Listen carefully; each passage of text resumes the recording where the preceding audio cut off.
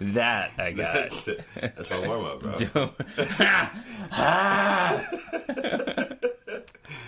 Oh shit! Unique, knock. No, you were a terrible unique. actor, weren't you? I was good. I was great until I started having to like care about it. Like I'm wonderful. See, that's I have thoughts on acting school. Acting school makes you crazy, bro. Yeah. They take something that is inherently supposed to be just fun and light and make it so dark and serious. Mind that trauma. My baby's in the backseat, reading a magazine. I'm in the front seat, picking up a dirty stain.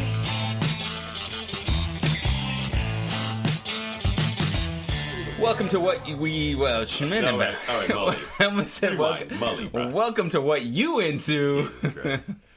Where we predict things that you have been watching. Shit. Welcome. What the WWI? WWI, World War I. The truest war of them all. Yeah, right? Mustard gas. Week nerve. 21, homie. Yeah, week 21. We can drink. I know. Let's celebrate. Let's have a drink for the first time ever. Cheers. Your glass of iced rosé versus my sweet action. Well, it is 1 o'clock in the morning. Actually, it's 1 o'clock, as we always record early. yeah. I gotta keep an eye on this, make sure it records. Okay. There's a ton of news this week. It's Channel 4 News at 6 o'clock. Is there? Yeah. 'Cause I have like no news this week. Good, 'cause the only news I have this week is like E3 is coming next month. Okay. And Sony's not going to be there. Explain to people who don't know what E3 is, Okay, so what E3 is. is the Electronic Something Expo. It's Probably basically game? No, it's 3 E's. It's 3 E's, so it's like the Electronic Something Expo. I don't remember. You're dropping knowledge on me, sort of. That semi-knowledge. I'm going to look I up. don't remember what the middle E stands for, but it's basically the largest consumer electronics expo in the country. There you go. Electronics Entertainment Expo. Boom. Triple E. I never thought about E3 being 3 E's. Did you not know that? I just never thought about it. Why do you think they call it E3? I've never been either. Well, I've never been, but I've known that for years. See, your You're brain, a video game head. Your brain works in a way that, like, you're like, I'm not just going to accept everything that's thrown at me. I'm going to think about things. My brain just goes, yeah, E3. Which goes back to my theory about you being a terrible actor. A terrible actor. Well, that's what I'm saying. If I'm in the moment and I'm not thinking about it, I'm perfect. It's like, wow, he's so natural. Look at him. It's like he's not even thinking about any of this. But apparently, and Sony's not going to be there. It's where all the video game companies, all the big names come and they show electronics, what they're planning for like games of the season. This is where you get like your stats on like your new PlayStation 5s, your next gen stuff. They're going to show you the entertainment portion of the of that this pie. And so Sony's not going to be there. Yeah, Sony's not going to be there. Like one of the bigs isn't going to be there. And Nintendo, pretty much the biggest. E3. Yeah, Nintendo is supposed to be like doing these. Take my socks off. I get comfy in this. That's lovely. The smell wafting. Where is it this year? Do you know? No, I don't know. Okay, I didn't bother looking it up because I'm not going to go. So call yourself a journalist. Once they started giving us press passes to go to this stuff, I'll care about where it is. Okay, so yeah, listen. If you're listening, we would love to get press passes. I know you're not somebody who's going to be able to give us press passes, but what you can do, know of somebody who knows of somebody you can who knows somebody. We've got about 1 million people listening right now, more or less. If we get another 1 million, so if we have like 2 million, then we could probably warrant press passes. Well, they have this whole thing about press passes where you can get like travel press passes. So say like James Bond, the new Bond with Rami Malek is filming in Jamaica this year, right? So you can get press passes that will fly you to Jamaica and put you up in a hotel, and then basically you go on site and you're like, so Rami Malek, what is your major inspiration for playing Mr. Bond? You're just really close to me. Just step back. No, but I actually this year for E3 there is no like press. You know, like they come in, they talk to the what do they call that, press conference. They're not doing that. They're doing like these little small live streams of things from the different companies, different booths or whatever. So it's no longer everything's on their time now. Yeah, I mean, so tech savvy. Well, with this whole like live streaming thing, I think it's kind of the wave of the future. Like people just won't go to places anymore. They'll just be like, here's my hologram image of myself. Well, apparently they did that with Star Wars Celebration Chicago. Everything was live streamed, and apparently just watching the live streams was better than actually being there. Seriously? Yeah.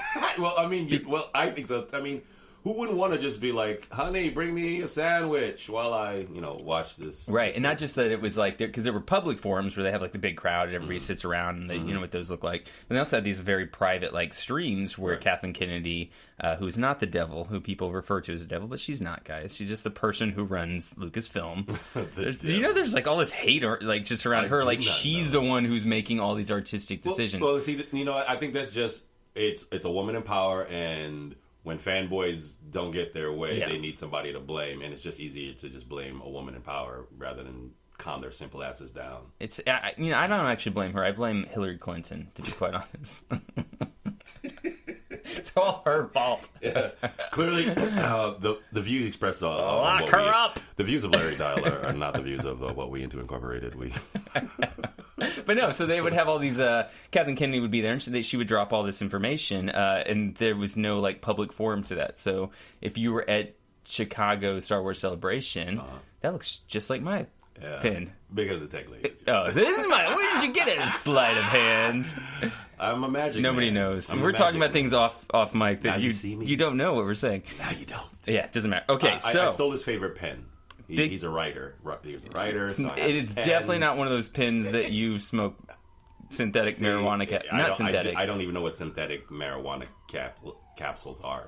That doesn't even ring like. What is the official words. term for these pins? Like vaporize. They're vapors. Yeah, they're vapors. Yeah. Anyways, off. So Disney confirmed summer 2021 release for Indiana Jones 5. Are you serious? Yeah. Is Ford back for it? Yeah, apparently, yeah. Oh my god. He's got to be 80. I know. Why? I don't know. Why are they doing this to us? Because the Kingdom of the Crystal Skull Skull was so good. Show. It was a travesty. On many numerous occasions, we have talked, and you have said, you know what, man? Don't lie to these people. Apropos of nothing. Don't lie to these people.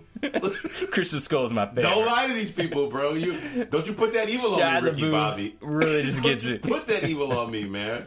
This is, I was done with that movie really early into it. When he survived the nuclear explosion in the refrigerator. In the first 4 minutes of the film, yeah. I was done. Yeah. But then halfway through, when Shia LaBeouf is swinging through the jungle with a monkey horde, fuck it, bro. No, it makes the Mummy it makes like a better Indiana Jones movie. It makes the Mummy look like it's an Oscar contender. I want the Mummy to win an Oscar. I don't understand how it happens. How did Steven Spielberg and George Lucas make such a bad movie? I don't understand. I really don't understand how those two men went from making American Graffiti and some of these like iconic films of our youth and childhood to that. Yes.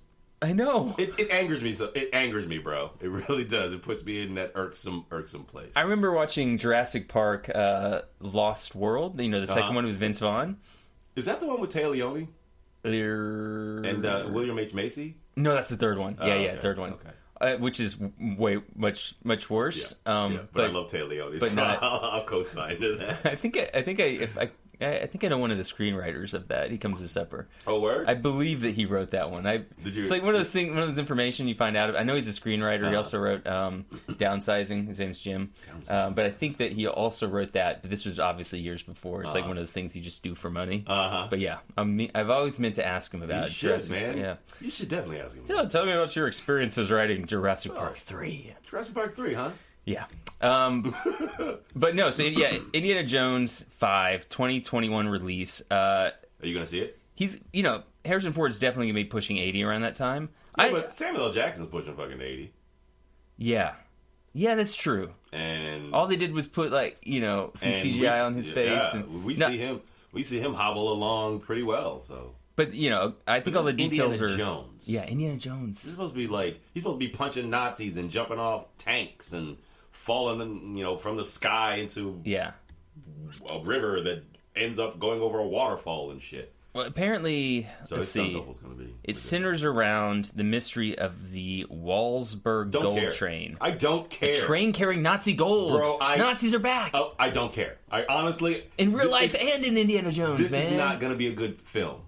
It's not going to be. I'm calling it right the fuck now. What It's if not gonna it be a was good film. old Indiana Jones? How would this be good? Okay, if it was old Indiana Jones and somebody like Chris Pratt played him in the past. Maybe. Maybe. You casting Chris Pratt as young Indy? No, apparently it's inevitable, according to Chris Pratt and That a he lot of plays Indiana people. Jones? Yes, because they. Did you see the Lego Movie 2? Yeah, of course it did. Isn't Chris Pratt's character something? Didn't there something to do with Indiana Jones or an archaeological thing in it? I don't remember that. I think he's just a really good builder. What? His character is like a really good builder. That's Well, all. according to We Got This Covered, the rumors have been such a mainstay about Chris Pratt's character in the Lego Movie 2. They contain elements of his most famous roles and an indie-style archaeologist. That's not in there? Yeah, actually, now that you mention Okay. it, yeah, a little bit. That's my point. Yeah. Right? And so Chris Pratt said in an interview that, I told Chris and Phil Lord, listen, please allow me to be your muse, dig into my life as much as you want, and they pulled that out of the zeitgeist, which is the archaeological thing. Because I guess everybody talks about Chris Pratt being like Indiana Jones. You never What do you heard that? think? No, not one time. Not one time? I've heard it over and over. People talk about what do you think rebooting about Indiana that? Jones. I don't know, because I don't think he's very good in the Jurassic World movies, right? I don't think so either. I think he's good in Guardians of the Galaxy. I think he's good as that character Andy Dwyer that is basically Andy Dwyer in space. in Yes, Guardians of the exactly. Galaxy. Exactly. And which is fine. Which is fine. It's a good character for him. It's great. Did you see that remake of the Western that they did with him? Him and Denzel? Magnificent Seven. I did. And? I could not tell you one moment of that movie. Exactly. That's my motherfucking point, bruh. That's my point. He's not a badass, is he? I don't think so at all. I think he's a really nice guy, and I like the sort of those are CGI abs. You know what I mean? Like, we know those are CGI abs, he actually dude. went and I like when worked on Groot calls himself. him out in the second movie. He's like, "You're one sandwich away from being fat." And he's like, You say that. he's like, that's it. I'm getting a Bowflex. Getting the Bowflex. Gonna do it. No, it's yeah. I like I said, I think he's fine in those, but I don't know. Right. It Not could for be- me. yeah. He's not my indie. It could end up being a lot like Solo, which I like Solo. I like actually. so actually I like the guy who they got to play. Yeah, Solo. Alden. I didn't know who he was. I Iron don't remember Rich? seeing him in anything, but that was a good. I think that was in his favor. I was like, who's this guy? Yeah. And then he took it on in a way that I was like, yeah, you're definitely. I mean, I believe you. I was into that movie. I gotta say. We've spoken about it on many occasions Yeah. that Solo was the better movie that came out that year of Star Wars. I think it's the best movie that's come out since the prequels have started coming out. I would agree with you. Well, maybe not. I would agree with tied you. with Rogue One. Maybe, I would agree yeah. with you because, and I had issues with Rogue One, Yeah, I but know. I agree with you mostly because it followed the formula that the animation did so well, where Yes. it told a standalone story in the Star Wars universe that you were already kind of familiar with some of the characters, but it fills in some of these gaps in the overall canon that we'd always kind of like wondered about and wanted to know in a very admirable way, in my opinion. I agree. It was serviceably good. Paul Bettany as the villain. Yeah. In it, fucking awesome. Like I don't know. I'm like, part of me is just like, what do you guys want? Well, I know look, exactly honestly, what they want. They want stories that are like news stories. They don't want old stories set around characters that they already know. that we and already love. know. I see, and I disagree with that. I Well, I'll take it. I will honestly. I think, and I'll say this right now. I think the Star Wars franchise has been getting a bad run of it because those movies were not that bad. I've enjoyed all of the new ones, but like the prequels, there was not a single prequel that I was like, these are great movies. Yeah. But Well, people spoke, man. They just didn't go see it. People really did not have an interest in seeing it. It wasn't like, because The Last Jedi is a little different. Tons of people came out and saw it, and it polarized the fan base and most people. Some people who love it, some people hate it, and then most people kind of right there in the middle. I was right there in the middle. Yeah. But for Solo, people just really flat out did not go see it. I don't get that. It was a better movie. I was psyched. I was there, and I was sitting in the theater the day it came out with my kids, looking around, being like, And it was empty. And it was like, yeah, it was like half full. Jesus. I think it also came out on like Memorial Day or a weird holiday. It's just not, whatever. But yeah, so Indiana Jones 2021. Speaking of another reboot, Willow TV series. Wait. You haven't heard for this? real? Yeah. I got great news for you, man, this week. For real? Yes. Warren David. Is he coming back for it? Yes. Ron Howard. They're talking about doing it on Disney Plus TV show. Well, I'll definitely pirate the shit out of it then. Yeah. I'll watch that. Also talking about with writer. That guy? Who's what guy? That actor. Warwick Davis. The little person. Yeah. That dude is like 80 his damn self. Yes. He's got to be old. I think he was old when he played Willow, bruh. Yeah. No, he was young. Really? Like yeah, 30. he was young. He was like 30. No, I think he was like early 20s. Get the fuck out of here. That motherfucker was 45 years old when he did Willow the first I'm going to look it up. And he's been working. He was in most of them Harry Potters, I'm almost positive. He did all the Leprechauns. Oh, he's in every movie that requires a goblin or like a little person. Yeah. Pretty much. Well, with the exception of that awful remake, reboot of Charlie and the Chocolate Factory. Yes, yeah. Do you think he hates Peter Dinklage? No, I think him and Peter are probably partners. You think so? I would absolutely believe that. I don't know. That Warwick Davis and Peter Dinklage are peoples. I mean, Warwick Davis will always be my little person. Peter Dinklage is next. You know what I mean? But Warwick Davis, like, I don't know, like something about like Peter Dinklage. You think he would have an animal? Well, no. Why would he? He basically set the stage for Dink to come in and clean house now. Yeah. That dude was the go-to, and I don't care about anybody says those Leprechaun movies are awesome. They're all terrible, and they're all awesome. And there one said in the hood, Leprechaun in the hood. It's with Ice-T, motherfucker. Ice-T's in it. You see it? Is it good? It's not good.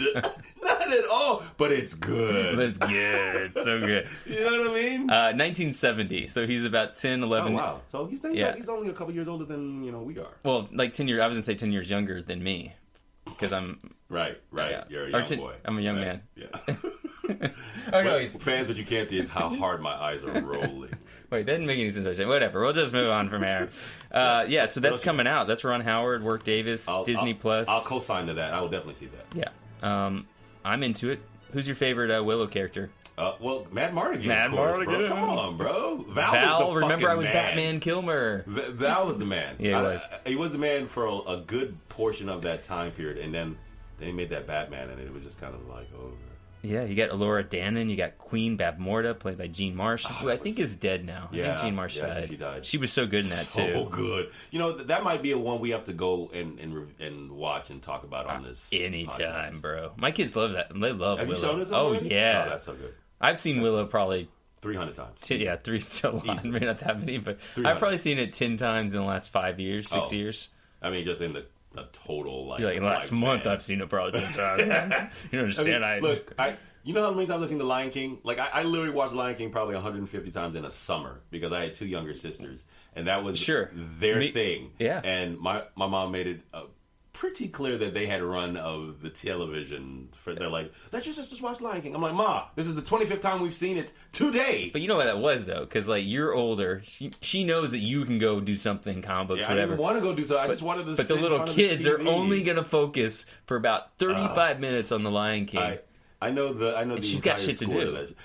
She was doing your laundry, man. Come on. My mom started doing my laundry when I was 8. Are you kidding? Who was doing your laundry? You? Me! When you were 8? 8. She was like, it's your time now. I was like, wait, I'm 8. Okay. Yeah. That makes me... I want to buy a laundry... Bro, I've been telling you why I've been single so long is because I do all of it. All that stuff that they purported that you needed a woman to do for you growing up.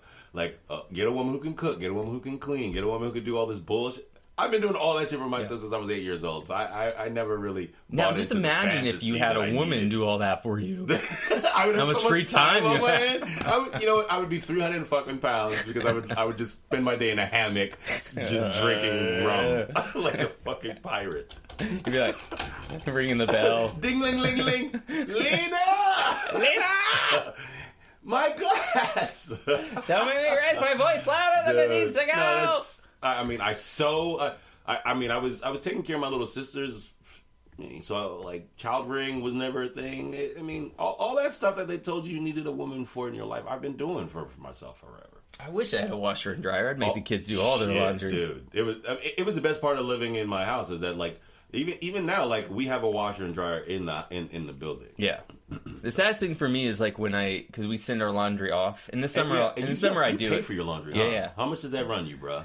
If I do it myself in the summer because it's down the block, it's about $30. $30 to do laundry. Yes. A huge amount Oh of laundry. my God. A massive amount of laundry. That's once every 2 weeks. Oh my God. If I send it out and they pick it up, or, you know, they come to your house, pick it up, and they bring it back, and it's all folded. That's one of the benefits of living in New York. Yes. You can send your laundry. People will wash your delicates for you. Yes. Which I always found to be weird. I just always found it to be weird. I guess I don't care. Like, well, I feel like you got 2 goddamn kids. Yeah. You absolutely don't care who washes your dirties. Don't care at all. It's double that. $60 Jesus to send it out. Christ. Every 2 weeks. I know. Dude, that's gnarly. Yeah. You know what? It costs me to do laundry when I do it. You want to watch my delicates? No.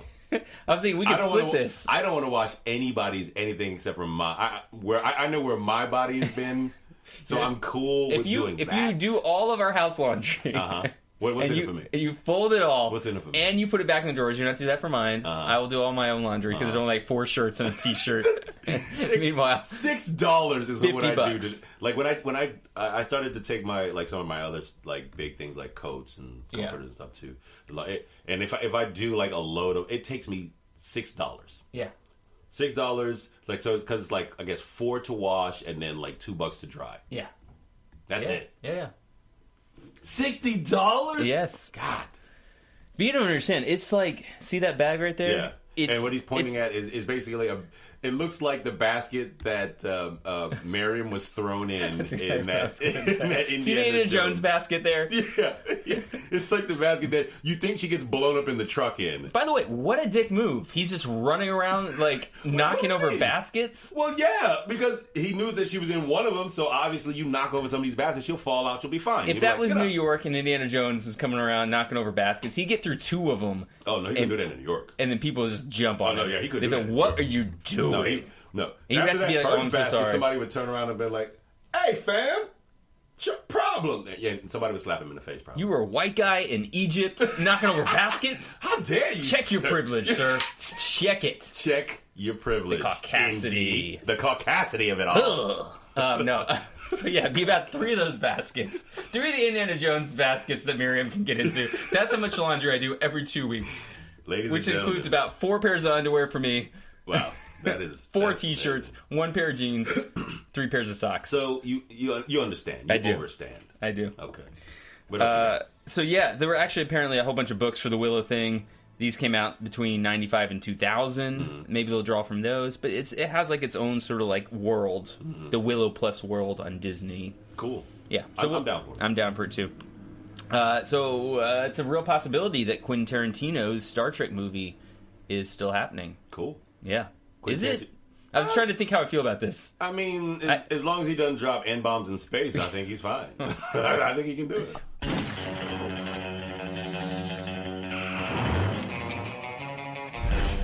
Introducing the 9th film by Quentin Tarantino. What were your orders, Kirk? To start a war? You've succeeded. They meant to bring peace to the galaxy. This will be your final battlefield. They brought their pieces instead. It's a galaxy of green blood, green women, and Nazis. One of the movies he loves that word. One of my What We Into movies was Hateful Eight that I watched again, the extended edition. I did too. Okay, good. I did too. That was last week. Okay, we'll talk about it. It was. You remember how like last week I had that double long list, and I was like, you were just like, just get to the notables. Yeah, I did the notables. But it was one of the ones I watched last week, and I think I like it better in that episodic form. I do too. We'll talk about it. We'll get back to it. But yeah, I don't know. Part of me was because they said that he wanted to be an R-rated Star Trek, and part of me was like, I immediately was like, no, I don't want. But then I was like, Discovery's pretty R-rated as it is. Is it? Well, there's that one episode with the tardigrade and the sex scene. Yeah, she says "fuck" one time. Somebody says "fuck" in Star Trek. Oh yeah. Oh yeah, I think you're right. There was something like I do remember something jarring, being like, "Did that motherfucker just curse?" Yeah, and this is it's not Quentin Tarantino rated R.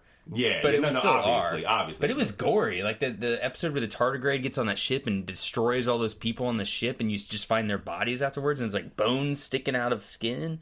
Yeah, I'm trying to think of like some of the like other Star Trek franchises, and if they ever got kind of gory like that. I don't know. I mean, the Anson Mount Pike, when he looks all like melty, that was scary. Yeah, that was but gory. that's actually canon. Like, that. I mean, I actually like that image of him like seeing himself kind of like burn and melt at the same time. Oh. That was cool. It was cool.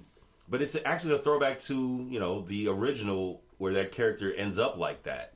Yeah. And I like that they just gave him one button. All of Star Trek and all the technology, and like, you have one button, sir. That's all you get. Yes or no. Yeah, that episode was weird because the other actor comes in. They put him in like basically it looks like they probably put him in a wheelchair and then just like built this thing around the wheelchair. Yeah, hell yeah, they did. And so he's just like, it's plywood, straight up plywood. Yeah, hated plywood.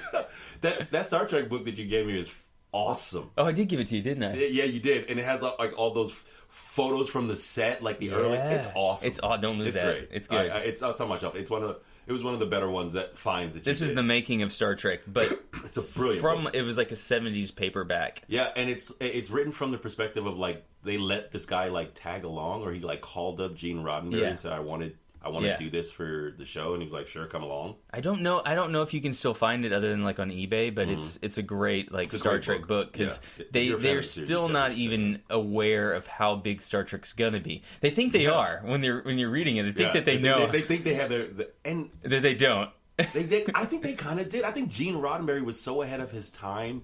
He was doing stuff on that early original show that was just like he's like, yeah, we're gonna do an episodic thing in space, and we're gonna tie in all these like social themes based on like now and drive this thing every week. Spock was supposed to be a woman. What? Spock was supposed to be a woman if you read the book. That would have been awesome. Yeah. I didn't finish. Number one was supposed to be a woman. I think it comes back around in Discovery somehow. You're right. Yeah. Anyways, it's a Quentin Tarantino Star Trek. I'm into it. He says it's a very big possibility. I haven't been dealing with those guys for a while because I've been making my movie. But we've talked about a story and a script, and the script has been written, and when I emerge, my head, like Punxsutawney Phil, post Once Upon a Time in Hollywood, will pick up about it again. Basically, he's still doing his other movie, the Manson family thing, the Hollywood thing. Ugh. I don't know. I don't think I need a Tarantino Star Trek, but I don't need it, but if he's doing one, I'm interested. Yeah, and so the only other thing it says here is that reports differ on what characters it would involve, although it's supposed to be set in the Kelvin timeline, so it's supposed to be set in the J.J. Abrams timeline. Cool. And I think J.J. Abrams is supposed to produce it. Cool. So we don't know what characters are supposed to be involved with it. Carl Urban has called the concept bananas, though. And cast members from Star Trek's Prime timeline have also expressed an interest in being involved, including Shatner, Stewart, and Frakes. Awesome. Because these guys, dude. I mean, awesome. You find out like you've been doing this stuff your whole life, and you find out that like one of the best directors of all time is like, we're gonna make a Star Trek movie. It's gonna be a Tarantino thing. You're like, I'm on board. Yeah, throwing resumes sideways at that motherfucker. Whoosh, here you I just don't want it to be so crazy that it just feels like a Tarantino movie and not a Star Trek movie. Well, honestly, I feel like Tarantino is a good enough director that he knows how to ride that line of for a long time we've been getting his original content, I think that he's a good enough director that he pays homage. He's a fan of things like the Western, like how he does these things. He's a fan of film, and I think he will take care with the source material and the property. I think it'll be less about him and more about the fandom of directing a Star Trek. Yeah. Because kind of his thing as well is that like he's really he's inspired by these genres and he kind of like rips them off by also like paying homage at the same time. A lot of shit, but like I'm the same kind. I for a long time I'm always like I steal everything. Yeah. Like if it's funny or it's cool and I think it adds to what it means to be me as an artist, I'm stealing that shit. Yeah, sure. I mean, most artists is stolen, and that's what I'm saying. So like the appropriate maybe not stealing, but you're inspired. It inspires you. You know what I'm saying? Yeah. You're out of your f***ing mind, Spock. Coming soon to a drive-in near you. Speaking of something that inspired me that I wanted to steal, but I found out they were making it anyways. This is about. I meant to mention this to you about a year ago. I was like, what is a screenplay I could write for Rob about a black samurai? And I kind of and Chadwick's doing it. Yeah, Chadwick Boseman is doing it. I literally saw it this week and just looked up at the universe and was like, word. Damn, I must have been a real bad motherfucker. Because I got really excited because I was like doing just the beginnings of research about a black samurai, and I found there was one. Yeah, no, they're as Yasuke. I forget his name, but Facebook hit through this article about this black samurai at me a couple years ago, and I posted about it. Like if I go back and post about it, and it recently made the resurgence. The algorithm sent it back into my feed recently, and I was like, damn. Yeah. I was like, and I was actually thinking about it. I was like, man, I should talk to Larry about maybe writing a black samurai movie. And then cut to this week. Yeah. And I see Chadwick's. Even back then, I saw that they were already making. That's why that's why I didn't pursue it further. Yeah, because they're already going to make this. That would have been perfect for Rob. Yeah. Boo. Yeah, that boy Chadwick's been he like all the most of the roles that Chadwick has had in his career are the roles that I shine at. Like the historical African American figure or like the giant comic like. Well, he's got his own production company now called Exception Content. Oh no shit. Yeah.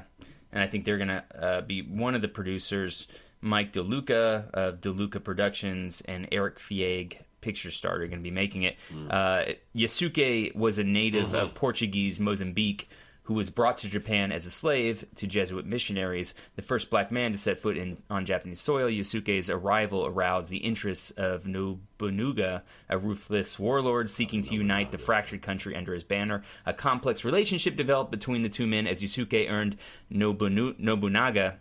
I'm awful. This is one of those days. It's okay. It's every week one of those days. Every week. His friendship, respect, and ultimately the honor swords entitled Samurai. Which is gangster. Did you ever read Shogun?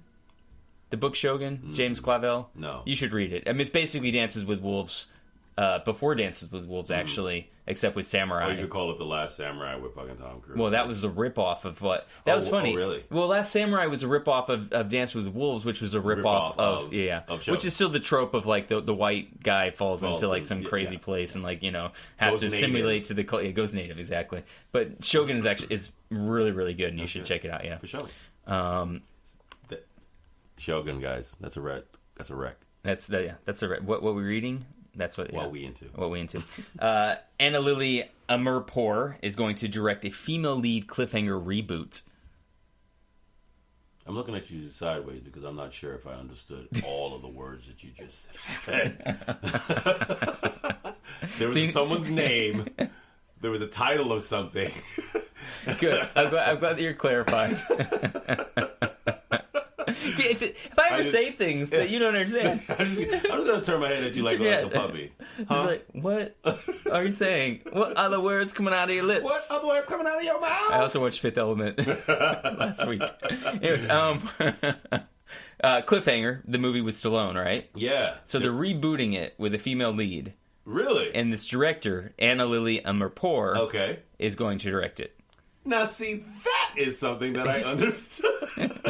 Cliffhanger, 1993, classic. Which was a terrible, terrible movie. Rennie Harlan, I believe, directed it. Please, I don't want to die. You're not going to die. Don't let me fall.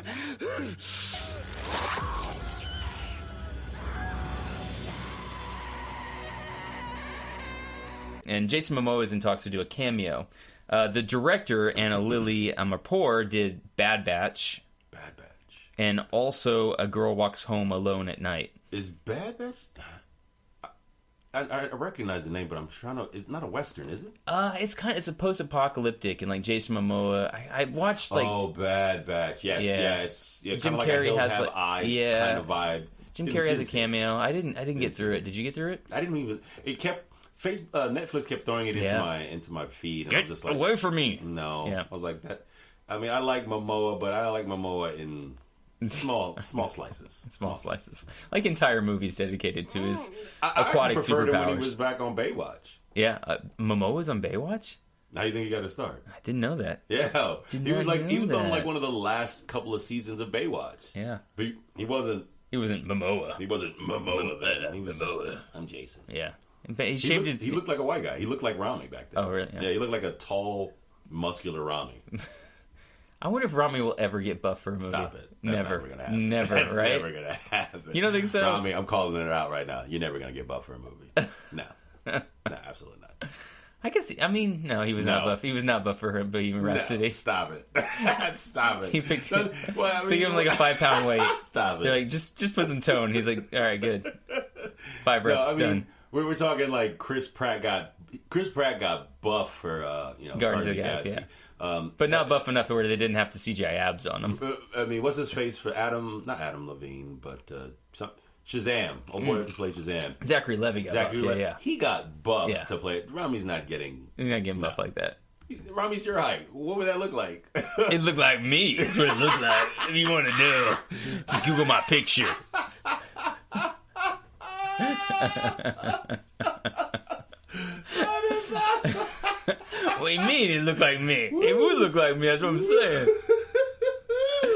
Me and Chadwick Boseman and all the other buff dudes of Marvel, Chris Hemsworth hanging out. So Nintendo's probably not going to show you a Switch this year.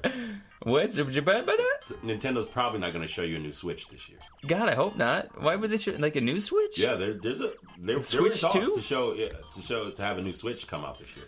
Oh no, I don't want that yet. But that's too soon. Well, E3 needs to be 7 years to E3. Yeah, because Nintendo. I think Nintendo's going to have the spotlight this year for E3. Yeah, I think they have to because Sony's not there. Yeah, and basically Microsoft is like.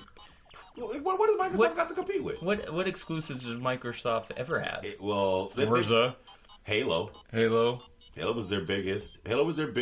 Fable, which they haven't made in years. Which almost a decade, probably. Yeah. And that's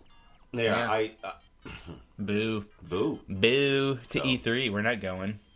Even if we had press passes, we're not going. We have, dude. You're lying. We had press passes. You have to fly us out, pay for our tickets. We'd have the most useless press passes because we'd go Greyhound if I had to. We'd have no money for travel. Let me get 2 bus passes to wherever this is. You better sit next to me. I'm gonna sit next to some stranger on Greyhound.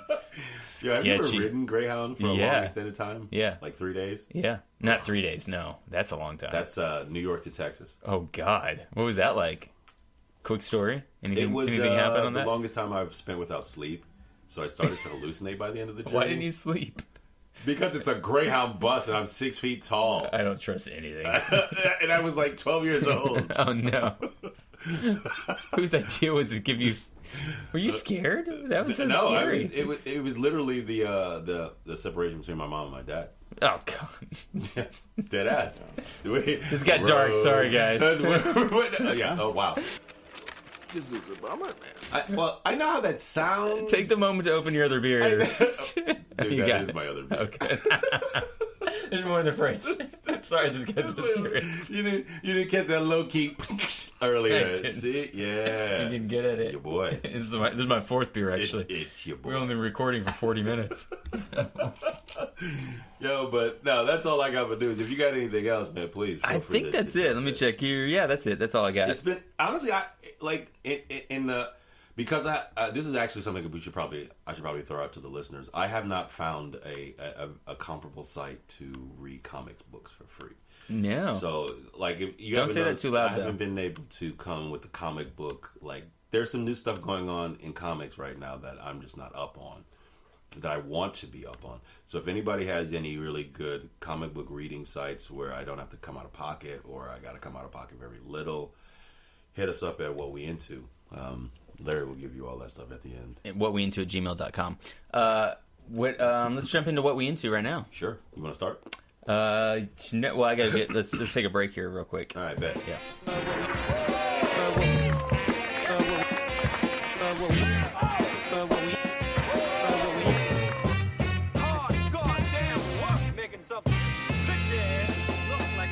What we into this week. All right, so what was I into this week? Well, you know what? I'm gonna commandeer the convo real quick because I know you were into Game of Thrones. And I want to talk about that, especially right at the top, because we'll tangent.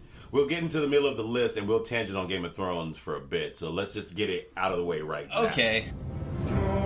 Thrones, yeah. Game of Thrones, yeah. Game of Thrones, fucking Game of Thrones, fucking Game of Thrones, fucking Game of Thrones, fucking Game of Thrones. Well, this is because I'm watching it with you now. Yes. And you have sat down and watched this thing in its entirety. And now, being that we're into, I guess we're a third of the way done. I feel responsible now. Like, I feel like a sense of... Oh, I do have one more piece of news. Oh, okay. It's about Game of Thrones, though. So George okay. R. Martin, he gave kind of an update of the spin-offs.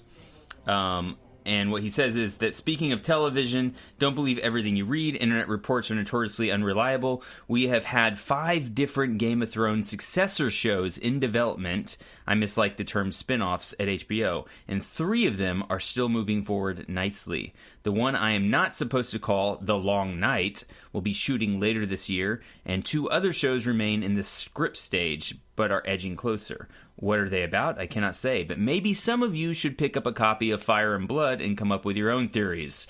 He's pushing his own book, which good for you, George R. Martin, man.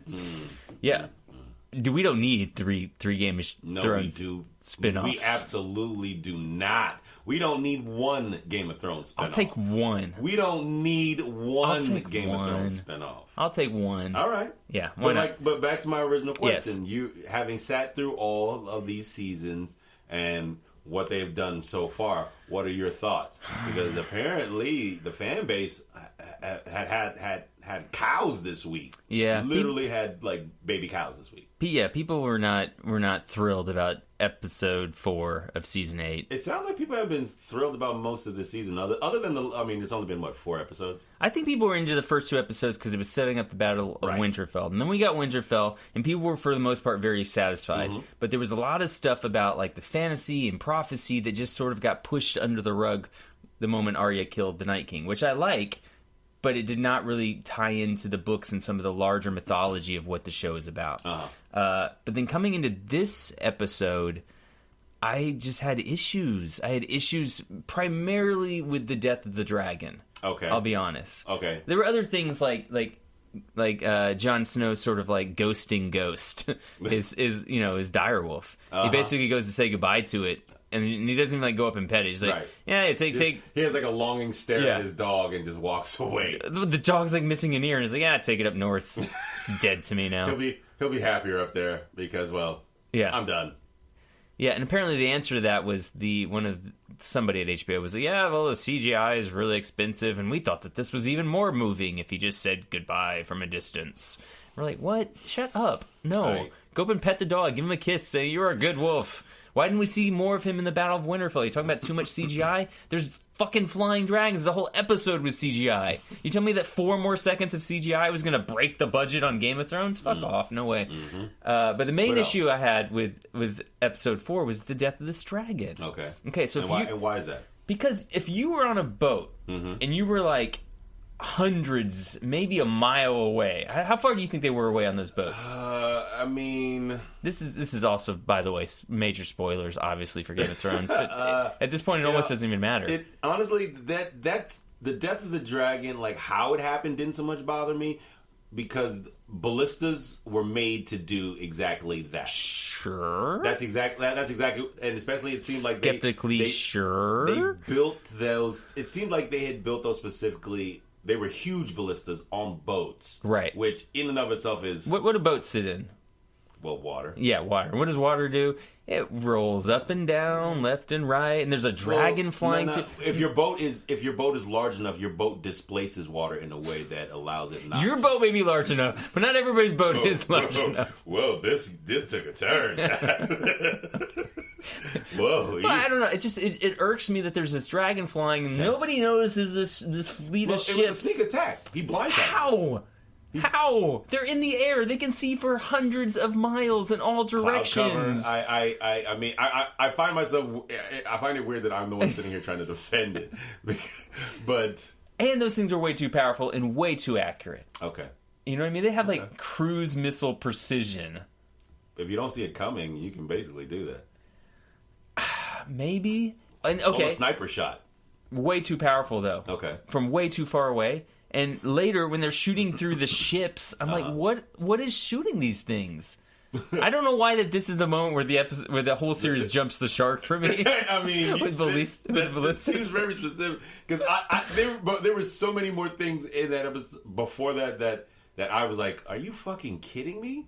Like it was so that bothered you, the death of the dragon. What bothered me is that this queen, her whole track was that I'm going to take care of people, I'm going to take care of people for the entire, series, comes to this moment after they fought this gruesome, harrowing battle. Yep. Where they barely managed to stave off basically extinction, and then immediately turns around despite the warnings of her counsel, like her right hand. She's like, no, we're gonna go.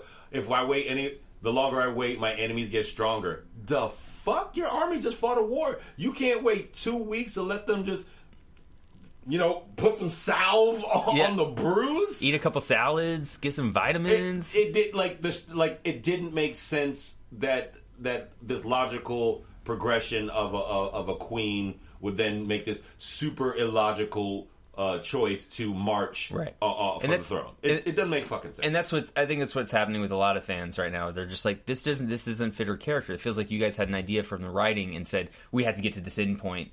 So now we're gonna make our characters make choices that they never would have made before in previous seasons.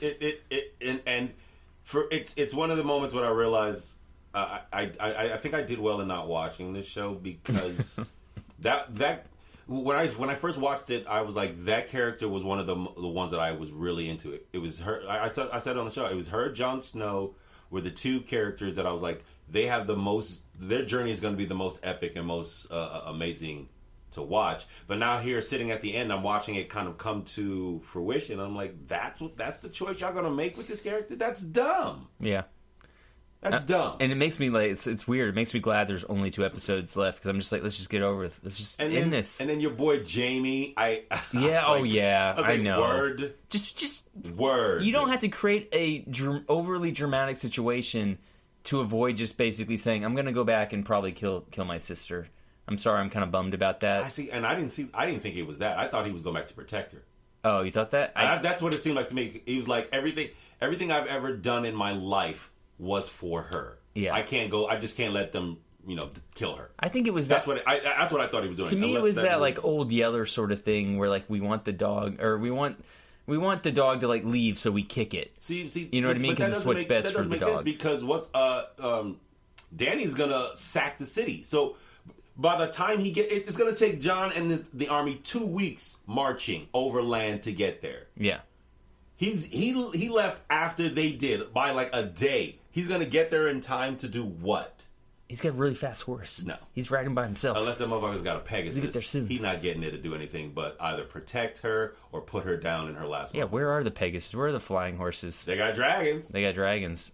And witches, but no flying horses. And apparently not a budget for 4 seconds of a direwolf. And a giant, get the fuck out of my face. Yeah.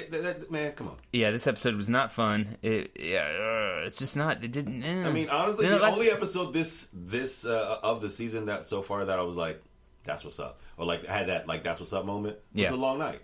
Yeah. And it was so dark, I couldn't even see most of it. I have some comments from Sean Calloway. Oh, yo! He hit me up. He wanted. I think I'm gonna play Dungeons and Dragons with Sean. Yeah. Shout out to that boy Calloway. Yeah.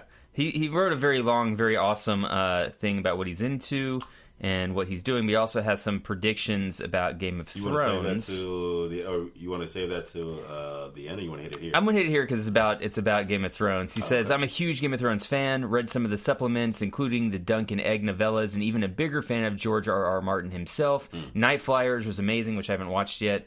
And a space horror to boot. That said, HBO looks set to ruin the offshoot series that they have planned. While not all of the synopsis has been revealed, I think that the freewheeling track HBO has taken with the original content for A Song of Ice and Fire will lead to even more bastardization of the fantastic world building and rich Westerosi history that GRRM created for fans. I think the Blackfriar Rebellion would be a great start.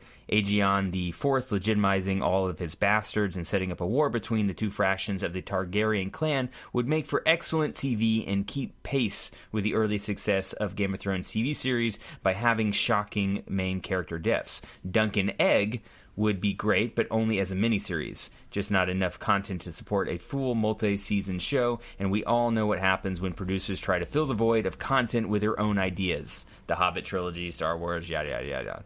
That's actually a really informed comment. Yeah. So I think we got Lady Nerd 1, who's like our Harry Potter, and Shar Shar, they're our Harry Potter scholars. Yeah. And I think Sean Kellaway is our... That is very... I mean, he, in the way that he lays that all out, like, that's interesting to me. Just the way he spoke about it.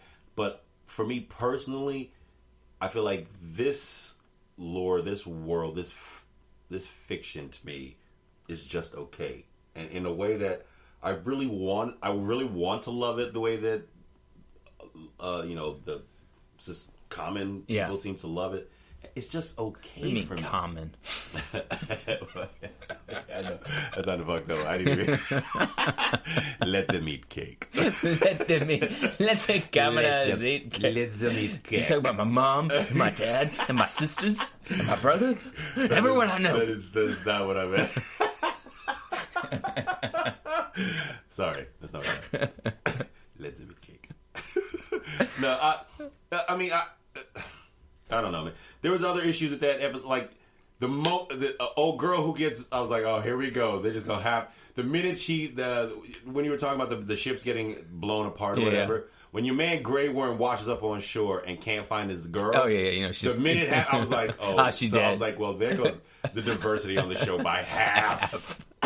Literally, that's the first, second, and third thought in my head when it happened. When he's running up and down the beach screaming her name, I was like, no, come on. Yeah, she's so, here immediately. Then later you see her, you're like, no, she's not getting out of this. I was like, no, I knew that. I was like, yeah. Well, there goes the diversity on this show. I half expected him to like run forward and die as well. No, they're slow playing that. That I feel like that would be one of the cats who will end up surviving to the end and maybe even get his own fucking spinoff. Maybe it's Grey Worm. Yeah. Is it Grey Worm? Is that his they name? Kill him now. Who's left? Yeah, that's exactly POCs. why. That's him it. being the only, and which is a rare thing that the black guy stays all the way to the end. Well, this is something. We're in Uncharted Trump time right where now. we don't just randomly kill off every black character. Now we keep one alive until the very end, no matter what. What did she say? She said something in Dothraki at the end. Dracarys, which means burn them, basically. Oh, okay. So basically, she's up there with Cersei. She knows she's gonna die. Daenerys has like a tough decision to make. Like, you're gonna fall for that? Like the logic, they're making her seem so illogical now. When she spent all the series being super logical and super smart about I'm gonna flip this relationship on Drago. He's not gonna take me. I'm gonna take him. Right.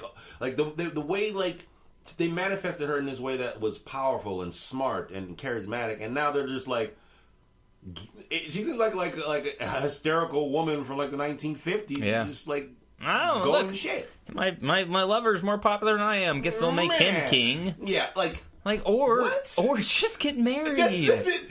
Like literally, he doesn't want to be king. Been saying that the whole time. He's like, I don't want to be king, and then I don't know what the eunuch. What's his name? Varys. He's like, I'm basically going to commit treason. I must do what's best for the realm, no matter what. What? Really? What? You've always done that? I don't think so. You worked for 5 tyrants. You've admitted yourself. You're not an authority on anything, exactly. bro. I was, and I don't know for you, but it seemed to me like literally those. I think this episode had one of the. Calling the cops on Game of Thrones, episode 4, season 8. No, they're calling cops on me because I'm getting excited about this shit. Hold on. They're getting excited. No. He's not killing me. It's fine. He's laughing. He's laughing, guys. He's just a black man having a good time. Relax. Relax. It's a beer in his hand. That's not a gun. It's not a gun, I swear. No, but it's not a gun shaped like a can of beer. I swear to you, dude. No, but just like they're making a lot of I don't know. And the thing is, I don't know a lot of the in betweens for a lot of these characters. The only frame of reference I have was their introduction in that first season, and then what I've seen to date. It's basically and I've just been the same. filling in the backstory. You're doing a fantastic stand up job about it because it's essentially exactly what you're talking about. And man, it's the same. And that's what fans are frustrated about. And maybe the idea is that this episode is supposed to frustrate you. But that's not a good. Why would you do that? Why would you wait know. to the culmination of the pinnacle of your story cap and then frustrate your reader, your fan base? No, unless they plan on her making the right decision in the end, in the next episode, and she decides not to burn the city, and that would be the smart thing to do. But it doesn't seem like they're writing this show smartly anymore. No, it doesn't. Doesn't at all. Because that's Dinklage's character says, I believe, and maybe she might. Maybe they might flip it on you. Yeah. Because Dinklage's character is like, I believe she will do the right thing. And I'm really hoping that they bend more towards that, because I'm like, she's baiting you. Yeah. This is complete bait. And if you make her character fall for this just obvious bait, yeah. Why bother? Yeah, and they already lost one of the. The dragon shit bothers you. The dragon shit bothers me. Yeah, it really does. Because I think what happened is all through these series, at the end of the first season she gets the dragons and their babies, and then for like 2-3 seasons they're growing bigger and bigger and bigger, and they're trying to figure out like, what do we do with these incredibly powerful dragons, and then slowly they start to work it in, and you see them be incredibly powerful and awesome. And then one of them dies to the hand of the Ice King, which was great because he's a fantastical mythological being that that was the season finale of season 7, right? Season 7, where the Ice King flips the dragon, and then takes that wall down. Exactly, right? yeah. And that's a great sort of like bookend culmination. Here comes the dead now. Yes. Here's this long, winter's fucking finally here. It took 7 seasons to get there, but now winter's here. Exactly. And then they kind of like the first episode of the first season was like, oh yeah, all right, the shit's about to pop off. About to pop off. Then you get the second episode, and then it's still like, all right, okay, we're cooking. All right. We're still simmering. This is going to be epic. And then you get the battle that you waited 7 fucking seasons to get. Yep. And it's over like that. Boom. In a flash. It's over. Yeah. They didn't even make that a two-parter. A 2-part. The Battle of Winterfell could have lasted 2 separate episodes. Sure. They didn't do that. They could have made 8 episodes, 7 episodes, however many they wanted. They didn't do that. Yeah. And now here you are in this gray area where now the Ice King was supposed to be the big bad that everybody needed to face down. It's certainly what everybody thought was going to be the big bad. And that should have been it. That should have been the bookend. Yeah. But now we got to go fight another war. Like that line she has was so like I was like I rolled and almost broke my fucking face where she was like we just fought some war and now we have to fight the last war, and I was like, it's a strange decision, right? It doesn't make sense. No leader, no strategist would be like, all right, we just fought a war, like a grueling one, let's go fight one right on the doorstep of it. Yeah. Let's just do that when we have all the time in the world to sort of like. They already knew what she had done. She went out and reinforced her fleet with the golden compass company, or whatever. Golden compass, right? Polar bears and shit. Polar bears and shit. And here they are. She's fortified herself behind the walls of this castle. You know the city. You know the defense of it. You know her troop numbers. How much stronger could she get if you take 2 weeks to let your forces rest? Yeah, exactly. Advance? It doesn't make sense. Doesn't make sense at all. And especially when you're like, I have 2 dragons. So really, it doesn't, because you've known that you have this trump card the whole way. Right, until the moment when one of the dragons dies. And then you literally take your strongest weapon to the forefront first? Yeah. Which clearly looks in range of those other... And I suppose it's not, but just the thought logic behind all of this stuff is like, it's confusing and trash. Sean does have a few predictions I want to read here real quick. And then I want to move on to Avengers Endgame because I don't want to just hate on... It's depressing me. Sean's predictions are, some more people will die. The Hound and the Mountain will fight, and Jon will most likely sit on the Iron Throne. I don't think so. Oh, and Jaime will most likely kill Cersei if Arya doesn't get to it first. The problem with Arya getting to... I think Arya's going to be the one to end up on the But then she kills basically... Oh, she could end up on the Iron Throne, but if she kills Cersei and the Night King, it's like, well, she's just... She's supposed to be this all-out badass, and she's already on this... Well...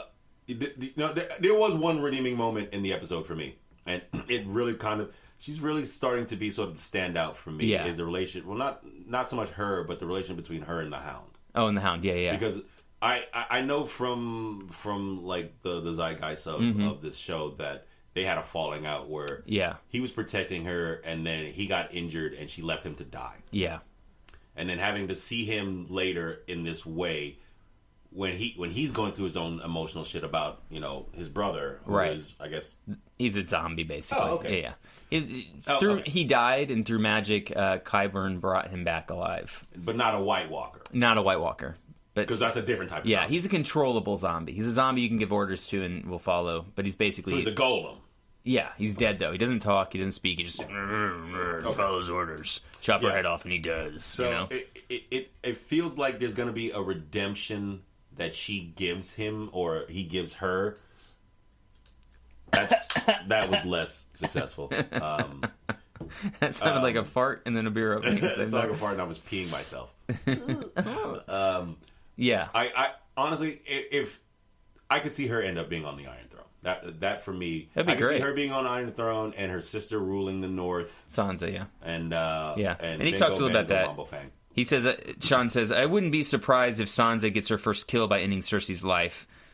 Could there be some surprises and shifts? Sure, but it seems awfully formulaic at this point. Then again, I haven't seen a better series finale than the emotional end from 6 Feet Under. Now that was a season finale that I will never forget. Morbid yet so poignant to the main concept of the entire show. He probably means series finale, right? Yeah, series finale, yeah. That's what he wrote. I said season, because sometimes my brain doesn't read the things that are there in front of my face. That's like, I don't know why I had to just, I was like, that sounds odd. I don't think that we'll get there, he goes on, with Game of Thrones, even as much as I want to receive a kind of fitting end to this wonderful ride. And I don't want to sound like I hate the show. I love it. And that's how I think most people feel. He says that it is one of the best shows I've ever seen, which makes the rushed pacing of the last episodes kind of painful to witness. The difference between the books and the shows are so vast now, there is no telling what will really happen. However, GRRM enjoys concepts where he removes power from characters to create voids of chaotic storytelling only to redeem and return those very same people to power. Who doesn't love redemption through fire and true justice by death and consequence? Yeah. Yeah, I think we got to go to him for most Game of Thrones. Yeah, we will. We'll go.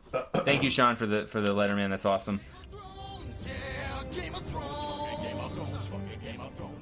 What else were you into this week? Because I Well, got my list. Yeah, we talked about Hateful Eight. Did you say you forgot your list? No, I said. Oh, you I got a list. My list. Yeah, we talked about Hateful Eight.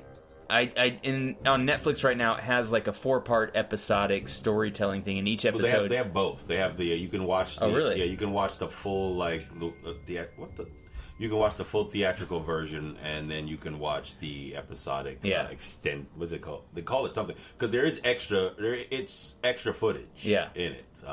I forget the note. There was some footage I wanted to note, but I don't remember them now. Yeah. Because it was 2 weeks ago.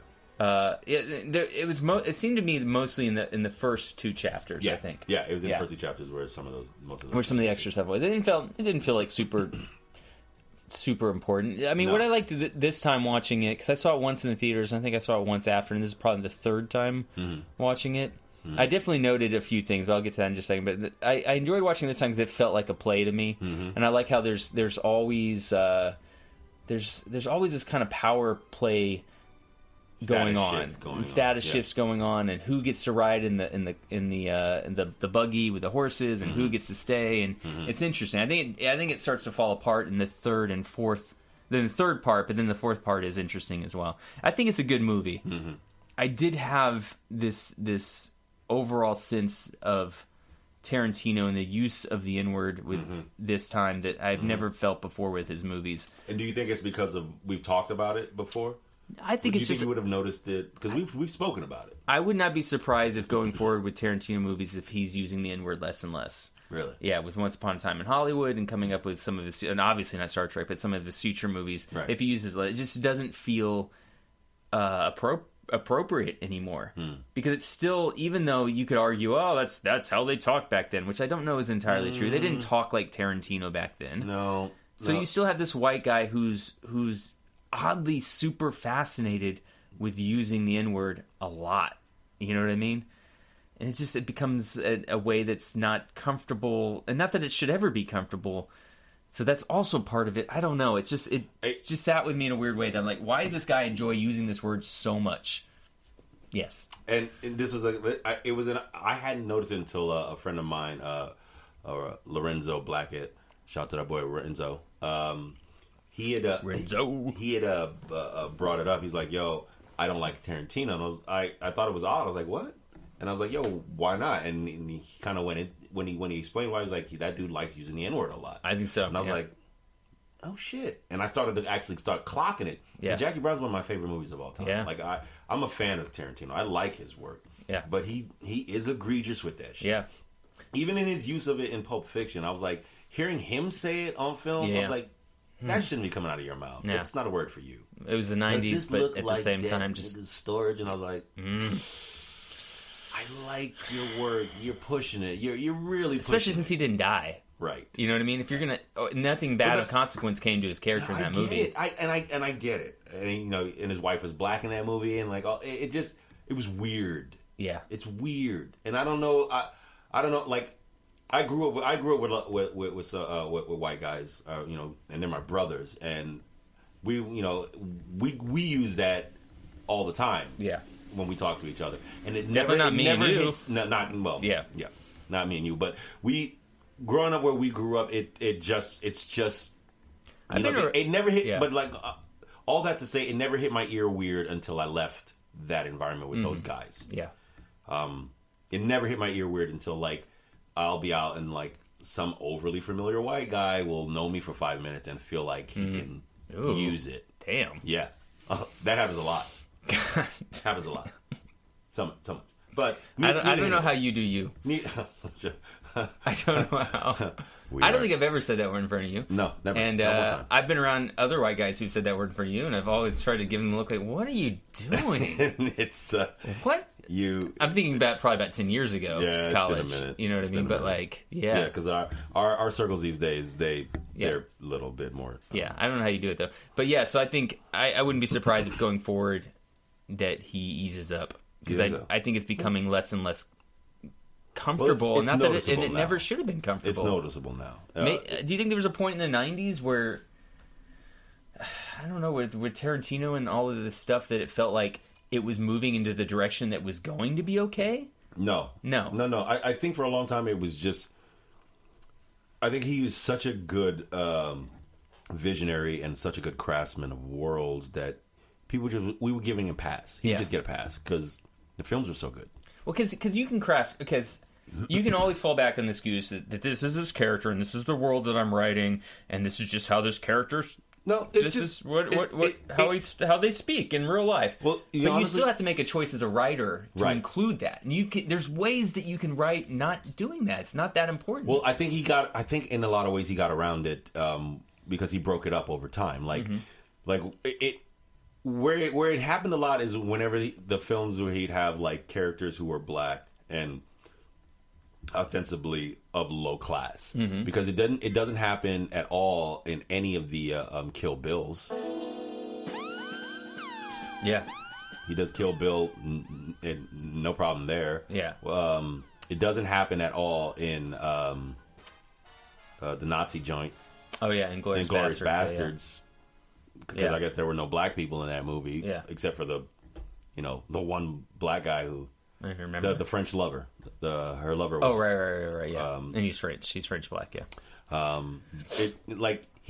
I think he broke it up in places, but whenever it deals with like low class, poor black people and white people, yeah, because that's what whatchamacallit is the movie that I just watched. With Django and Jane? Yeah, no, Hateful Eight. I mean, they're low class Confederate soldiers, but I don't.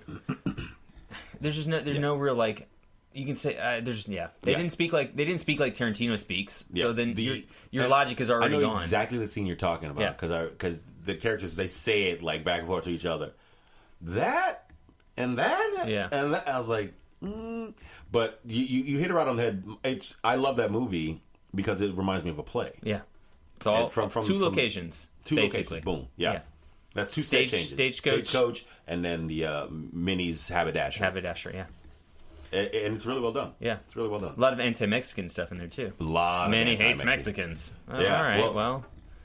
He's like, you would know that there was a sign over that door that says no dogs and no Mexicans. I'm like, what? I mean, they could have come up with lots of other reasons. Lots of other reasons. But they had the one Mexican in the film, and they had to make that. Yeah. He had to make that a thing. You know what I'm saying? because discussing race is what? Like, I don't know, man. I don't know. I mean, I want to go back and watch Grindhouse and that other one he did, Death Proof or whatever. Death Proof, yeah. Because I think that has problems in the same way. Because Grindhouse, Death Proof was an all-female cast, and Grindhouse had a Rose McGowan as the lead. She was a female lead. Yeah. What I'm trying to think of, like, maybe it's not even conversation I want to get into. I'm just trying to think of when is the appropriate time to be even using the N-word. I think if you're telling, I think in a lot of cases the way he was using it was fine. There's just those. Yeah, Pulp Fiction felt like we didn't need it. Pulp Fiction, we definitely not from him. Not if from Samuel him. Jackson wants to say it, sure. It's not from him. It was actually the only time in that movie where I was like, yeah, not for you. That sounds weird. It doesn't help this discussion at all from his side that he's the one who acted in that part and said this. Yeah. I don't know, man. Like it's a weird thing because I feel like nobody should be able to police words. Words are everybody's. You know what I'm saying? I think there are choices. You as the individual have to make the choice to know that there are certain words that come with consequence. Yeah. And if you do decide to use them, you should be ready and prepared to own those consequences. Yeah. You know what I'm saying? And they may not even be consequences every time. You know what I'm saying? But like, there are consequences to words, and when you use them, just be prepared for them. So I personally just open it and shut it down. It's I don't know. I only don't even know what the fuck is going on under there. Every time he opens his computer, he had to shut it because it starts making noise. Even the computer's uncomfortable with this conversation. I opened like one of those like Kotaku pages, and it's an advertisement in the page, and I just forgot to mute the tab. What were you into this week? Let's go through some things. Oh my goodness! We still got really quick. In-game, and I want to get to that. Yeah. I'm gonna go real quick, and I'm gonna do the notables. I went Code Geass. No, I'm saying it wrong. Oh, I infected you with my inability to pronounce anything. And I watched the entire series in like a one sitting. Code Geass, Lelouch of the Rebellion. It's an anime. Okay. 2 seasons. Sounds really like good. an anime. How was that? It's sort of like a Game of Thrones political intrigue with robots. Okay. It's like Gundam meets Game of Thrones meets a Shakespeare play. Cool. Yeah, I highly recommend it. Yeah. Watch it in English. I think the English is better. Lately a lot of like the English translations are as good as the Japanese. Yeah. Second one, Ingress. This is another animation. Ingress, INGRESS, the animation. Really interesting. The animation style is really cool. The overall concept deals with like superpowered beings in this weird world where there's this energy that exists in kind of like in the Star Wars, like the midichlorian kind of thing, where certain humans have these abilities and these two random. It's worth a see. I don't want to get too. My list is long, and I don't want to go down the rabbit hole. iZombie, written by Rob Thomas. I'm gonna go quick. I thought that was a video. No, Zombie U. Yeah, no, iZombie, written. I think Rob Thomas writes a bunch of these. It's a kind of entertainment I call popcorn or Dorito entertainment. Oh yeah, like, the best. Doom Patrol, obviously. I haven't watched it yet. I'm waiting for the whole thing to come out. What about Dick? I don't even remember what that was. What about... Oh, iZombie. I know what that is now. I see the pictures. What about Dick? I don't remember what that was. I love that you're just like... What about Dick? What about Dick? What about Dick? What was so that? not about... What about Bob? What about Dick? Oh! No. I meant to check this. What about Dick? It's awesome. It's on Netflix. It's a radio play. It's a play that these cats are reading... this looks great. It's awesome. The cast is amazing. It has Russell Brand, Tracy Ullman. Oh, Tim Curry. Tim Curry, R.I.P. Because he's dead, right? No. Tim Curry's not dead? I hope not. I think he was. I thought he died. No. Well, that's amazing news to me because I was watching this being like, oh, he's so fucking good. No, Tim Curry. Tim Curry, the woman who plays Daphne from Frasier. Tim Curry's still alive. Oh, that's awesome. 1946. He's old. He could go at any moment. Don't you put that evil on him. Don't forget, he was in Congo. And the Hunt for Red October. It's true. It's all up. absolutely through. Oh, I love it. We love you, Tim Curry. Love him. Never change. It's an amazing cast, and they're basically doing like a 1940s like radio play, but it's British and it's funny. I highly recommend it. It's on Netflix right now. Go and see it. Dead to Me is the next thing. Christina Applegate. Oh yeah, I want to see it. Yeah. It's brilliant. Yeah, don't spoil it for me woman, because it's on the docket. For it's sure. Christina Applegate, and I think the other lead is the woman who plays Hawkeye's wife in the movie. Oh, it looks like it. Linda Cardinelli. Is that her? Yeah, and James Marsden. To come back to James Marsden because he's in everything these days. Well, yeah. So you watched it. Don't spoil it. But was it good? It's hella good. So worth watching. It's also produced by Adam McKay and Will Ferrell. Oh, really? Yeah. Yeah, they're also producing that new movie, Booksmart, that's coming out, which looks good that they're pushing on. I highly recommend right Dead now. to Me. It deals with some real like dark themes, but in a way that's beautiful and inspiring. Honestly, while I was watching it, I was thinking of you and Laurel because I was like, damn. Who am I? Christina Applegate or is Laurel? You're, I think. Am I Hawkeye's? I'm Hawkeye's wife. Yeah, I think you're Christina Applegate.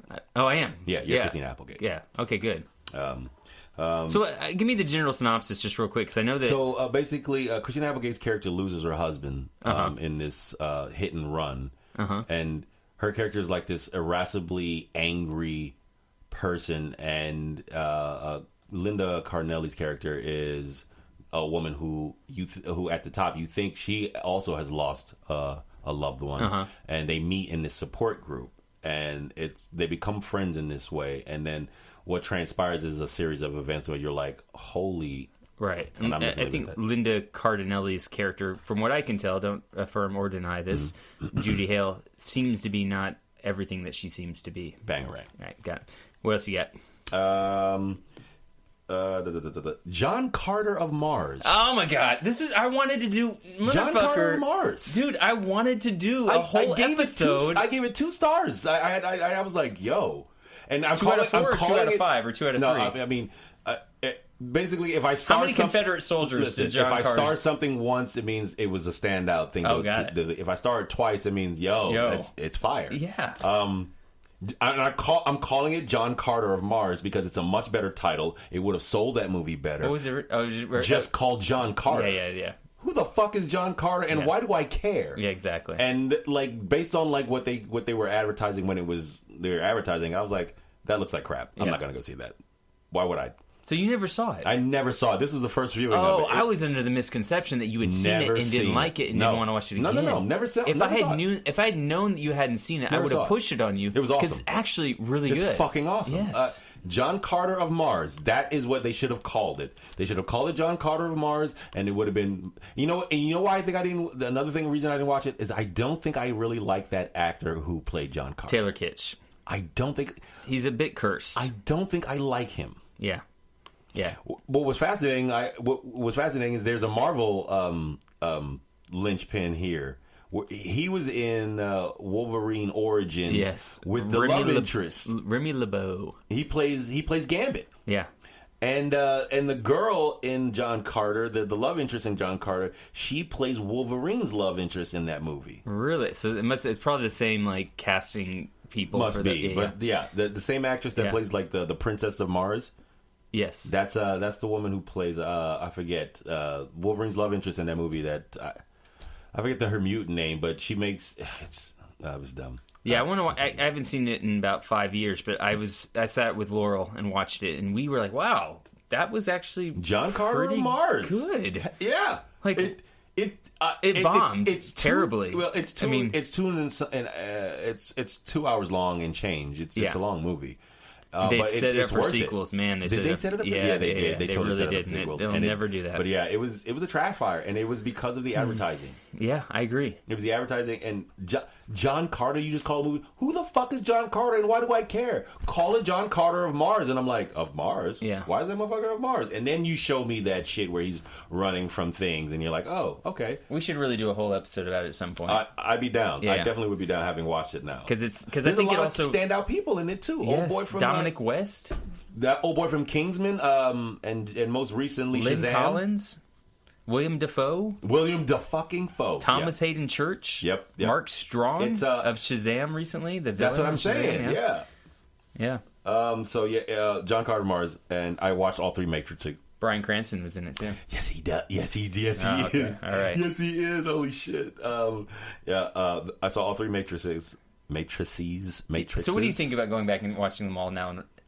I think they still hold up. Yeah. I think they were revolutionary films. I think the story is still one of the more standout ones that's ever been devised and conceptualized and actually came to fruition. It was incredible. Yeah.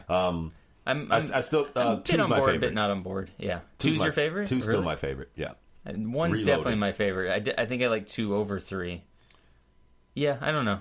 There was too much hype that came out, and my expectations after one were too big. I think if you look at it as not 3 separate movies, but one just long story, sure. in the same way that you kind of look at like the Infinity Gauntlet saga. Yeah. If you look at it like that, I think it holds up better. Yeah.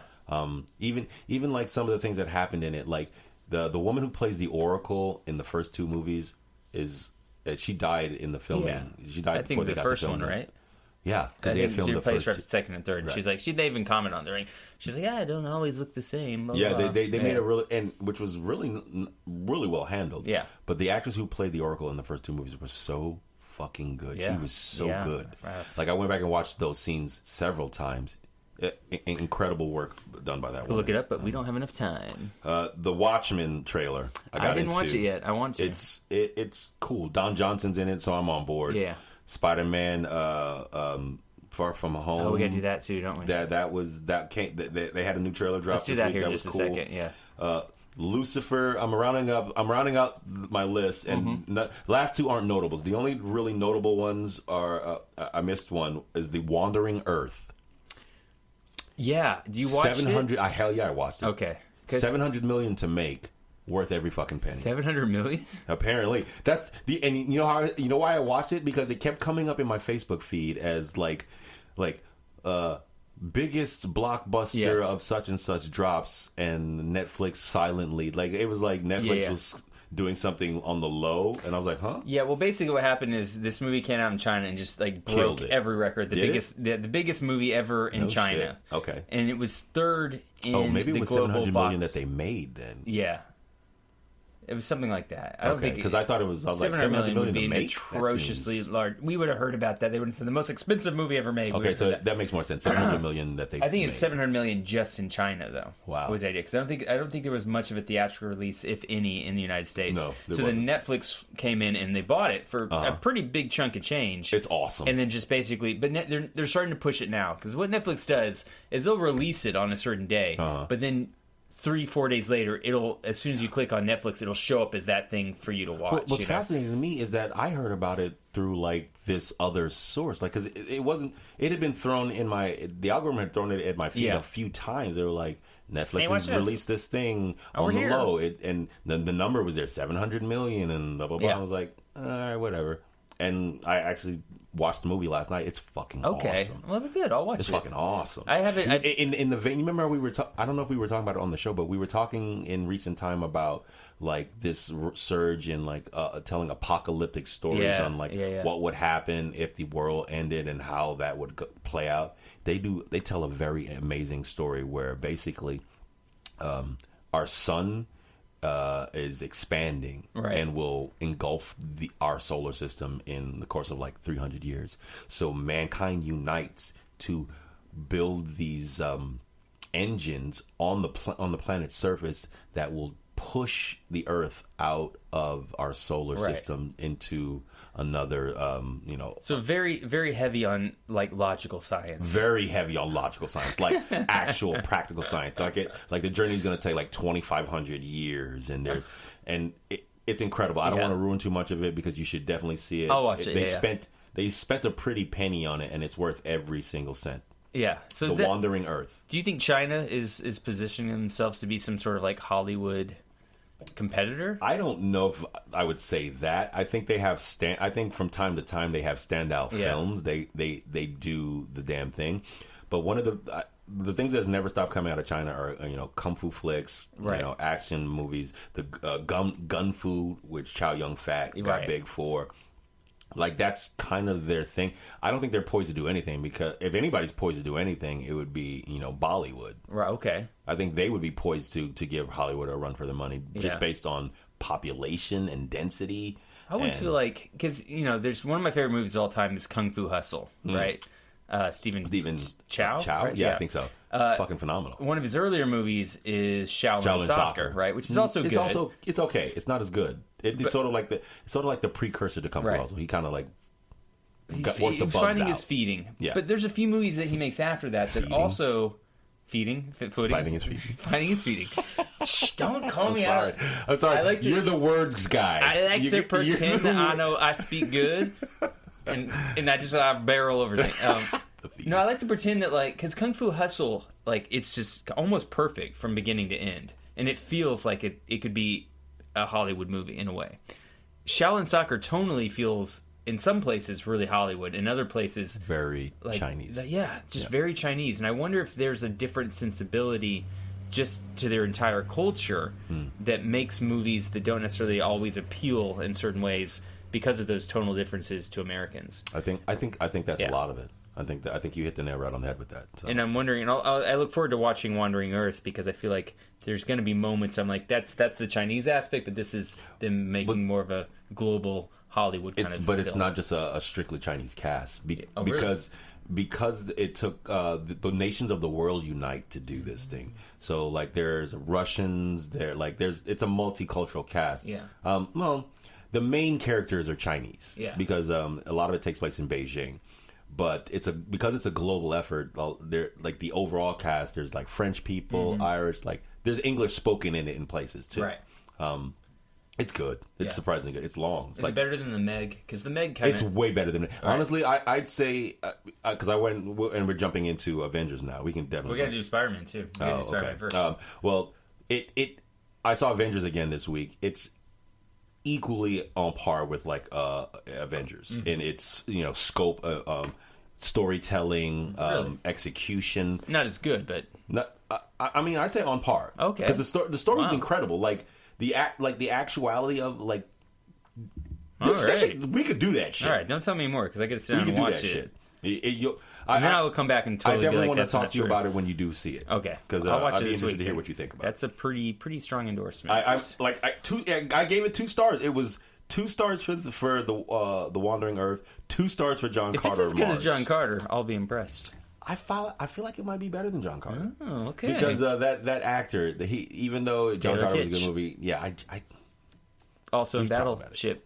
Yeah. With Rami Malek in his most underrated role. Sir! What? That's it. That's You're all it is. Yeah, but the Spider-Man trailer. Yeah, so Spider-Man, Far From Home, new trailer. Yeah. Everywhere I go, I see his face.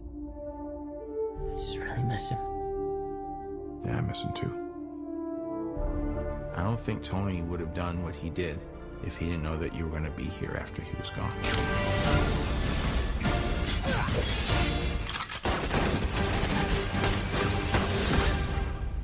You gonna be the next Iron Man now? Well, no, I don't have time. I'm too busy doing your jobs. Oh. I'm kidding. Look, keep up the... Yeah, what'd you think? A lot more. It gave me a theory this week. A theory that I quickly may have gotten debunked, but when I talked to my brother in Texas. I doubt that, but bring it on. Let's see. So in this new trailer, you get to see a little bit more about Mysterio. You get a little bit more Nick Fury. And in it, Nick Fury, in the trailer, you find spoilers, by the way, if you haven't seen it.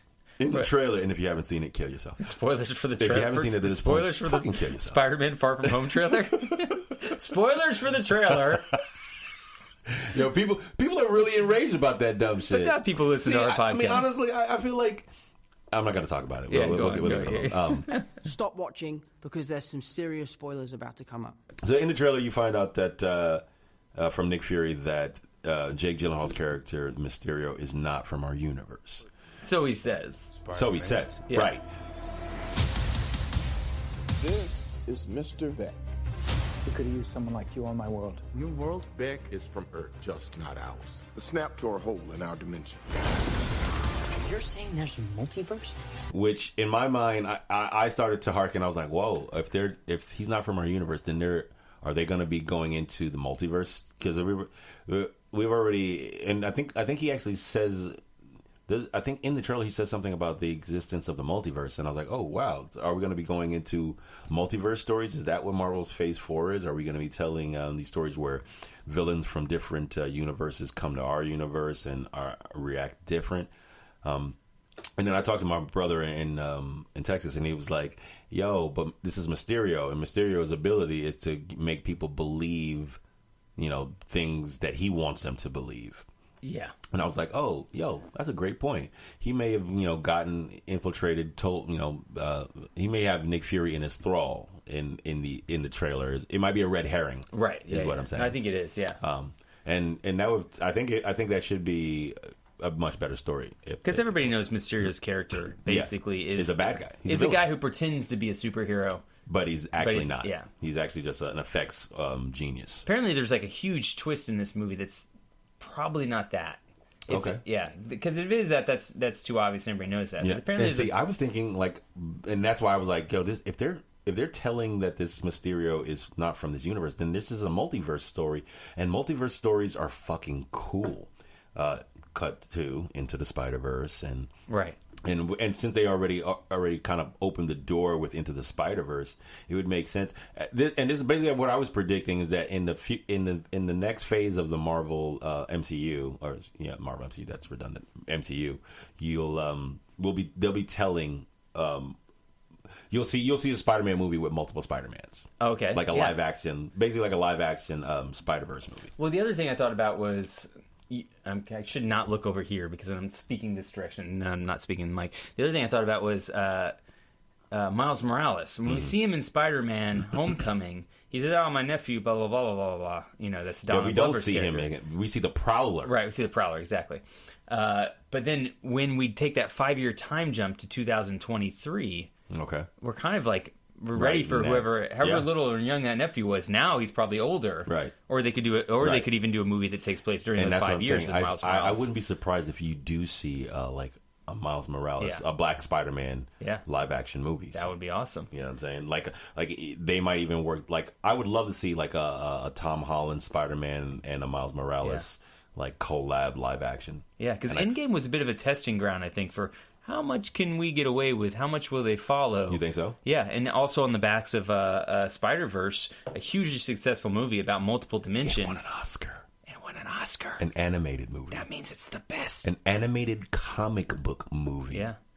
Won an Oscar. Yeah. So this should be open season for any kind of multiverse thing that they want to do. The multiverse stories are some of the dopest Marvel stories that they've told in recent comic book history. Yeah. So like I feel like if they just finished doing Infinity Gauntlet saga, I feel like if the next phase is the multiverse stories, then Marvel is going to kick people in the fucking brains without what they could do with it. Assuming you've been following along. Well, not even. I mean, they've just gotten all these new characters back. They've gotten Spider-Man, X-Men. Like they can start crafting these stories so right. Or maybe it's just an explanation that we've always had but never needed, but now can be said out loud, which is there's other versions of these superheroes, but those are just different dimensions. Tobey Maguire Spider-Man, that's just a different dimension of Spider-Man. It can easily Andrew Garfield's different dimension. Exactly. Yeah. Because what they're saying, what Quentin Beck at least is telling Nick Fury, which Nick Fury is telling Spider-Man, the explanation is that when the Infinity Stones were either destroyed or used, it created a rift in the quantum realm or something. Blah blah blah. I think it may be even more simple than that. Do you remember when the Ancient Branching Paths is what I'd say. Yeah. You remember when the Ancient One is talking to the Hulk? Yeah. That's what happened. That's what happened. I think because you remember you texted me. Can we start talking about Avengers now?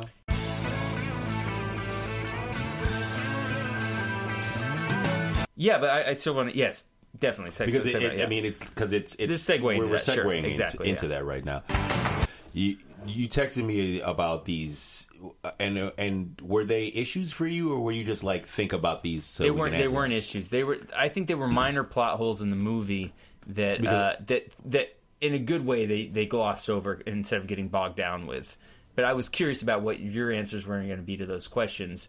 And can you just let our listeners? No. I'm going to keep myself. This is just for Rob and I. You're going to read it. You don't know. Okay, so one of my questions was, how does Thanos get Thanos from 2014 get to Larry? Thanos. Thanos. Watch the my anus mouth. of Thanos. It's rhymes. Watch my mouth. Thanos. How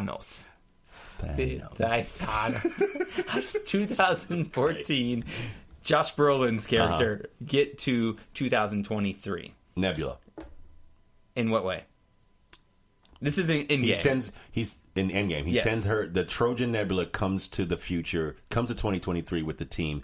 Then they think that she is their Nebula from their future. Yes. She is not. She then opens the time portal to let Thanos' ship into 2023. Sure. But everybody who wanted to come back from a different point had the Pym particles. Right. She took the Pym... There's that scene where Thanos is literally holding the Pym particles. How does she get back? How does who get back? Nebula. Anyways, I know the answer. That's actually a good question. Yeah, okay. Answer is Joe Russo and well, no. I got it. Okay. Because everybody comes back at the same time. Yes. Captain America and Tony Stark go to 1970 to get the Tesseract and to get more Pym particles. Right. They grab 4. What? They grab 4. So that easy. Well, we don't know how much Pym particles need for a round trip travel or whatever. So it is ostensibly what the logic can track is, at least for me, how I track the logic of it is it's a scene that you don't see where Cap and Tony Stark go back to 1970 to get more Pym particles and the Tesseract and somehow meet up and everybody comes back at the same time. I think what the Russo brothers explained was that because she shows it to him, it's like, hey, look at this red vial of Pym particles, and Thanos is like Thanos says he didn't say anything. He just looks at it. No. But he replicates it. Well, he doesn't need to replicate it because he doesn't need it. She needs it. He takes it. She takes it. Right? No, they all need it. No. The only way to travel through time is with that to enter the quantum realm. The machine that they build at Tony Stark's Avengers Stadium or whatever it is, that's the machine that keeps him. Yeah. The idea is that he can replicate. Yeah, he messed because he's a future alien being and he replicates it. That's the conclusion I had. Okay. What was my other question? I don't even know. The other one was Cap and the shield. And the shield at the end of the movie, and because the other question is, Cap goes back in time to deliver all the stones, which is a great movie that I would watch as Captain America through different time periods. He goes back to the points in time that the stones were taken. Yes. We also don't know. I guess they find more Pym particles in order to send him on multiple jumps through time. Well, if they're in 2023 now and everybody's been wished back, Hank Pym has come back ostensibly. Good point. And he can. He said, "Here's a bunch of Pym particles. Yeah, whatever. You have so many Pym particles now, you never have to worry about it. It's all for you." The only person who you don't was he in that final tableau when they were? I'm trying to remember who Michael Douglas. No, you see Michelle Pfeiffer. You see see Pfeiffer. You see Hope. You see the young boy from but I don't think Iron you Man see. 3. I don't think you see Michael Douglas. I don't think you do.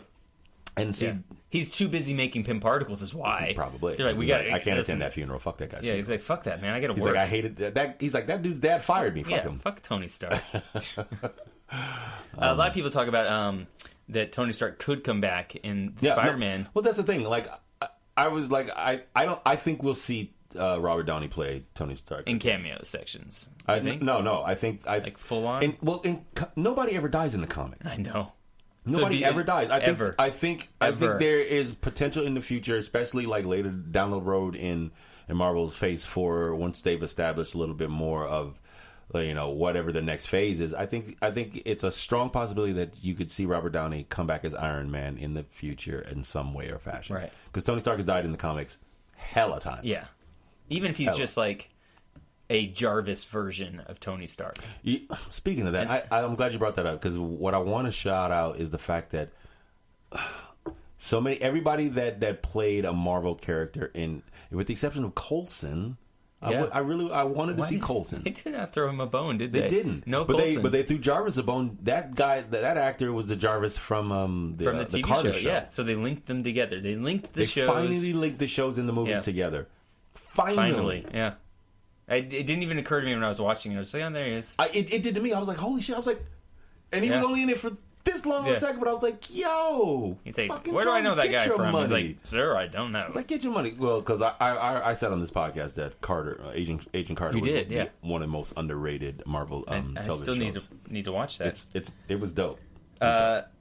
Yeah, so how does Captain America fix his shield? Okay, well, here's a bigger question about the end. Okay. So Captain America, they send him back in time. He delivers all the time stones, but he stops or makes another additional journey to see Peggy Carter and spends basically the rest of his life visiting her and growing old. Yep. Does he travel back in time to our time period, or to Earth 616? That for me is the most problematic scene in the movie. Yes. Just based on the logic of time and things like that. Yeah. And how I managed to sort of like parse it out and sort of make it make sense for me is, we've already established that this platform can send you to any point in time and you can bring things back. Mm-hmm. Thor did it earlier. Hawkeye did it earlier. So for me, one of the things, how he gets the shield at least, is he goes back to a point in time in his own past where the shield wasn't broken and just gets it and brings that back with him. The other,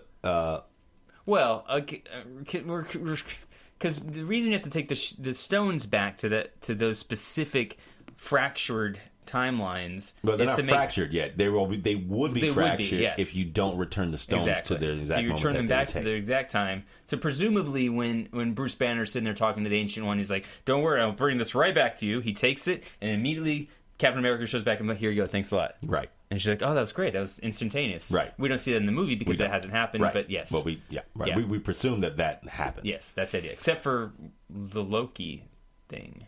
Well, there we go. There's caveats. Yeah. So Loki has gotten away with a time stone. Yeah. There's almost too much to discuss now. I felt like last week I had a better handle on all of the different things going on. But now that I've been down, because I saw it again. Yeah, I did too. Yeah, I saw the movie again. But at least I walked in right when the credits, the beginning that said "Endgame," Mm-hmm. so I missed that first 20 minutes. But who cares? Okay. But I watched it again. Well, probably the people who have families and Hawkeye maybe. Maybe Hawkeye cares. Yeah. Speaking of Hawkeye, how do you feel now that you've seen it twice? Do you think he should have died or it should have been Black Widow? I think he should have died. Yeah, me too. I think he should have died. I think killing off Black Widow doesn't serve. I think it would have been a more powerful thing if he sacrifices and his family shows back up, and Nat has to show up and convey this message to them that you were erased for 5 years, and Clint sacrificed himself to bring you guys back, and I'm sorry that he couldn't be here to tell you this himself. That would have served to me. Like the fact that they kill her off, and now we're going to get a Black Widow movie, presumably all in flashback. That's trash. Yeah, I know. It's trash. It's because I feel like my worry is it's going to be anticipated with as much excitement as Solo was. Well, exactly. What I was talking to a friend of mine, I was like, "Well, what story could they tell?" And a friend of mine was like, "Well, they'll probably tell the Budapest story." Yeah. And I was like, "Oh, it's a good point," because they always like, "Well, Budapest. This isn't like Budapest." So presumably, when they do drop this Black Widow prequel, it will be how they met, the Budapest story, or whatever the fuck. So the Black Widow problem with Marvel is really the female problem. Yes. Female superhero problem with Marvel. In that they started all of these movies and all of these courses pre-Me Too movement. Not that that's an excuse at all. But basically they had one female superhero and her name was Black Widow, and they did not think that she was important enough to get her own movie. They also didn't think Hawkeye was important enough, which I think is important to remember because... He's a white guy. Right. Well, he's a white guy, and he's just not that interesting of a character, truthfully, but he does get the backstory at least of his family. A dope book. Actually, Hawkeye has one of the doper books. I mean, just the movies. Though. Okay. Yeah, right, just in the movie. So they should have given her a movie back then. Yeah. Right. But they didn't. But then the clamor. But basically, everybody's like, "Hey, you got one female. You should give her a movie." So they're like, "Okay, fine. You've twisted our arms behind her back. We'll give her a movie, right?" Which I think they should have done it initially. So now that they know going into Endgame that she's going to have her own movie, what they do is they say, well, let's underplay her involvement, really, because Hawkeye's not getting his movie. Let's give him more of a thing. It was initially supposed to be Black Widow who died, and their special effects supervisor, Jen Underhall, said, no, give it to Black Widow. Let her you just have said this. Black Widow who died. You said it was originally supposed to be Black Widow. Oh, it was originally supposed to be Hawkeye who died. That was original script. Yeah. That would have made more sense. Yeah, and I think that made sense to them at the moment. That made sense. I mean, the character that he plays when she comes to find him is Ronin, which that character does. And what a Ronin is a masterless samurai. Yeah. It's a samurai who had a lord and no longer has a purpose and basically just wanders with the skill sets like of a fucking samurai. Yeah. It would have been Yojimbo, Sanjuro. It would have been an amazing those two motherfuckers from Samurai Champloo. Yeah, all of them basically. Yeah, Ronin. You know what I'm saying? It would have played more to tone and concept and like a masterless samurai makes a sacrifice to get a family back that he lost. That would have told a better story. That's just me. So back to Cap's shield though. So yeah, basically he goes back to a point in his own past. Like the only thing that will change the timeline is the stones, like taking the stones from their time and place. Right. But like as you saw when Hawkeye went back and took his son's glove and brought that back to the future, no problem. You can take objects. Right. Fucking Thor takes his hammer. But Cap takes it back with him, redelivers it. So he gets it back. Yeah. So for me. Apparently, the Russos have come out and said that Captain America could have lifted the hammer in Age of Ultron, that's what but they didn't said. want to do it because he didn't want to embarrass Thor. Bullshit. I'm like, yeah, come on, guys. That's bullshit. Just stop. Just calm down. Stop. Yeah, be easy. The other thing they've said is that the Infinity Stones are they still exist. Yeah, That well, just they because exist in their own timelines now. Well, they exist in their own times, but even in the Universe 616, which is our 2023. Yeah, 2023, they still exist as well. They've been destroyed, but that energy goes out into the universe and reforms. Yeah, and reforms, exactly. Because you can't destroy. They're called the Infinity Stones. Yeah. They were created at the start of the universe. You can't destroy something even like that. So they could come back. I don't think they will. Yeah, I think that pony has been ridden, and nobody wants to see that again. Right. So my question for you about Cap's shield, and mostly about Cap, is when he goes back in time, he delivers all his stones. Mm-hmm. The next time we see him, he's just sitting on a bench, right? Mm-hmm. Does he just walk up through our timeline and go over to the Avengers compound after this battle and sit on that bench because he knows it's going to happen? That's what I think. Okay. That's what I think. Versus somehow traveling the multiverse and coming back or whatever. Yeah. But it doesn't make sense, though. Because because if he goes back in time to deliver the stones, he's going to that fractured timeline, which is not our timeline. What fractured timeline? All of them are fractured. They're all every time until he returns the stones to them. Yes. So once he returns the stones, he can basically ostensibly do whatever he wants, and that's what he does. He returns the stones to each place that they were, and then he decides, well, I'm not going to come back. I can make the choice to do this. I'm going to go to 1970 or whatever time he picks. Well, it's just like and lives out his life with Peggy. Right. But what doesn't track for me is that the super soldier serum, like he would have had to have lived well past 70 years. Yeah, past 70 years, well past 2020 to end up being that old and to show back up looking that old. Well, maybe you can write that off as that he spent a lot of time delivering those stones. There were a lot of adventures and a lot of stories that could be told on Vormir or Mordor or wherever he had to go to Mordor. Mordor. Right. He went back to the Lord of the Rings and helped those dudes. But yeah, he could. That's okay. I guess for me, I'm like, he goes back. It's not actually his Peggy that he's there with. It's an alternate timeline Peggy. No, if he goes back to his past, that would be his Peggy. But I thought we couldn't go back to. I thought that was the whole point. I have the quote here: "If you travel back to your own past, that destination becomes your future, and your former present becomes your past, which can't now be changed by your new future." So he went back to his past, and his future shouldn't have changed. But it's what you're saying. I think I actually figured it out. Okay, so whenever you travel back in time, you don't actually travel back in time. You're traveling backwards into another alternative dimension, basically. That's just like yours, and it'll stay exactly like yours unless you do anything there while you're back in time, right? So Cap goes back in time, delivers all of the stones, and then lands in the 1970s with Peggy Carter. Presumably.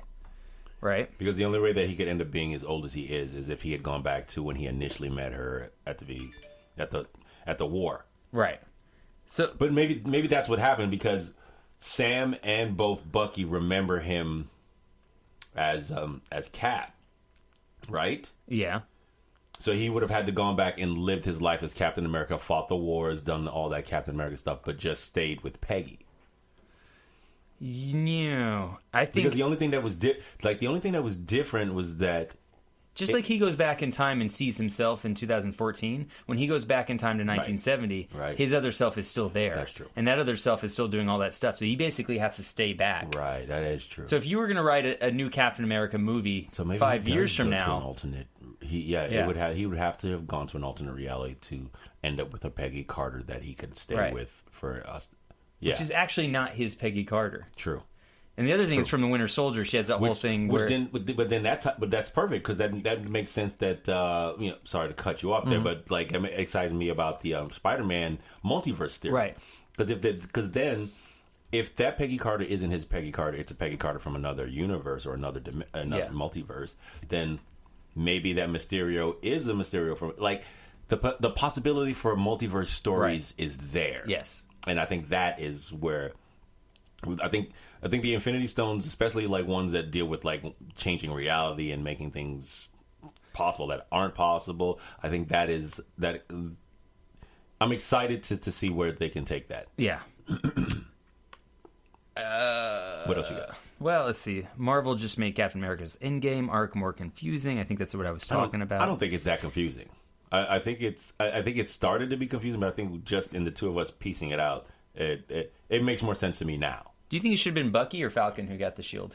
I think it should have been Falcon. Yeah, I think we talked about this last episode. It should have been Falcon. Because Bucky was a bad guy. He was a bad guy for a long time. And Bucky has played Captain America, but Captain America, he was never really kind of like just here's the mantle. Yeah, he doesn't really. Falcon definitely feels like he has more of the and that's personality for Captain America than Bucky. One of the things I will say about Endgame is that while they crossed all the T's and dotted all their I's from the past 11 years worth of films, they also did a lot of fan service to the actual source material because in the comic books Falcon does get the nod, but in the comic books Captain America the serum gets sucked out of him, or he loses the super soldier serum and basically becomes an old man, and he does pass the mantle to Falcon, to Sam Wilson, and there is a Captain America Sam Wilson book that they ended up doing.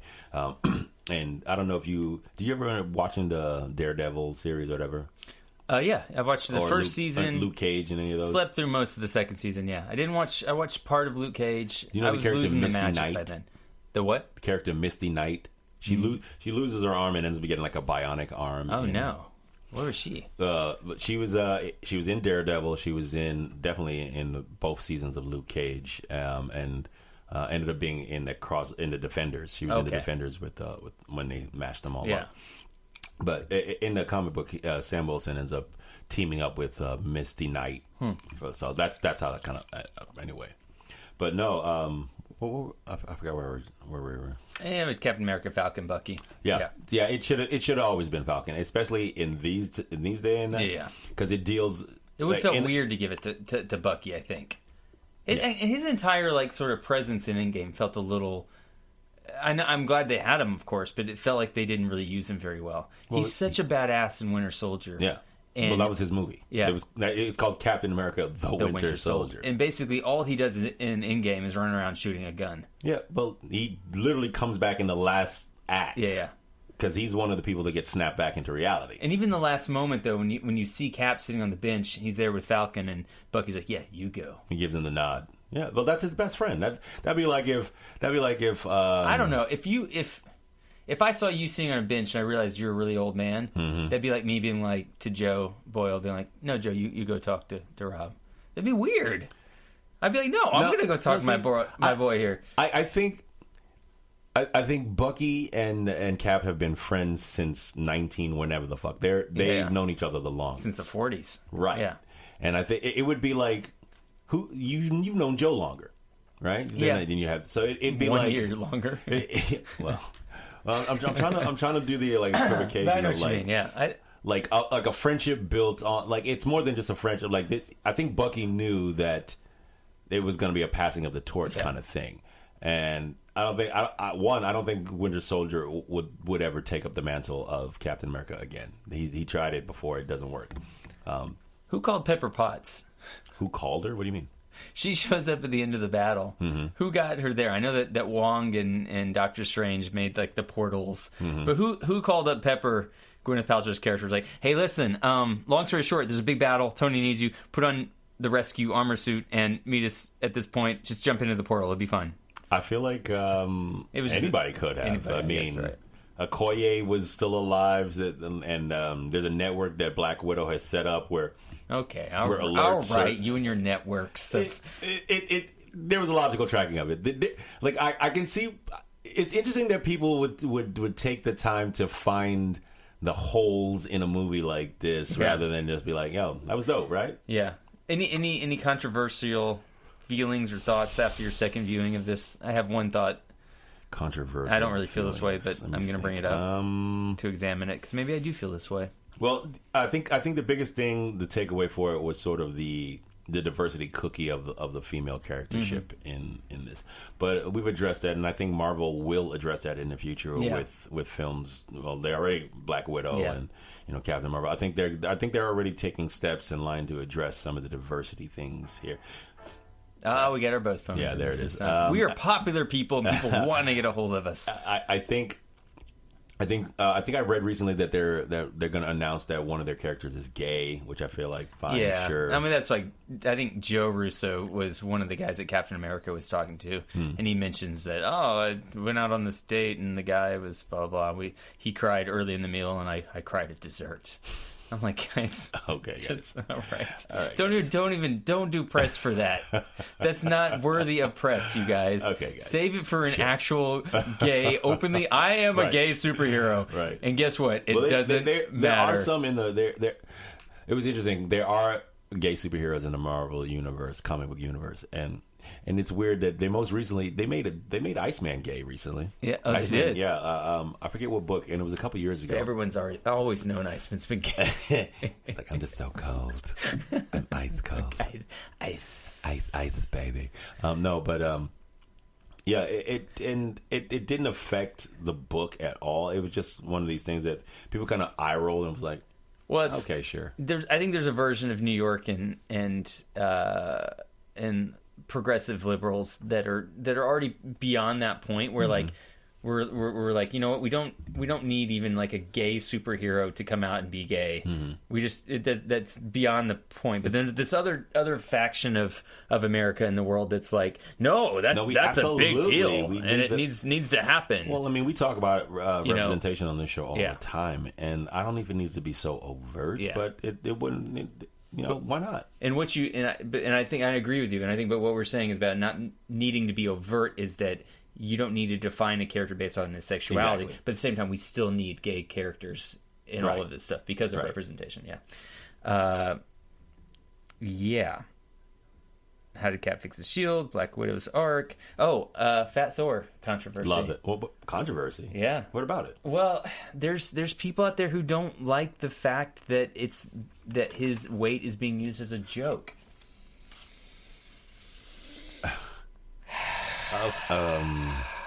Okay. Avengers Endgame is the #1 movie in the world 2 weeks in a row. What do you think is coursing through my veins? Cheese whiz? Ice cream. And lightning. Yeah. I don't know how to talk about this without seeming like I'm being insensitive because I'm not. I don't think that the joke is that it. I don't think his weight is the joke. But it is because they're making, they had to put a fake belly on him, and and there's Big Lebowski jokes, and there's the inherent fat phobia of this general gag, or even the idea of wearing a fat suit, right?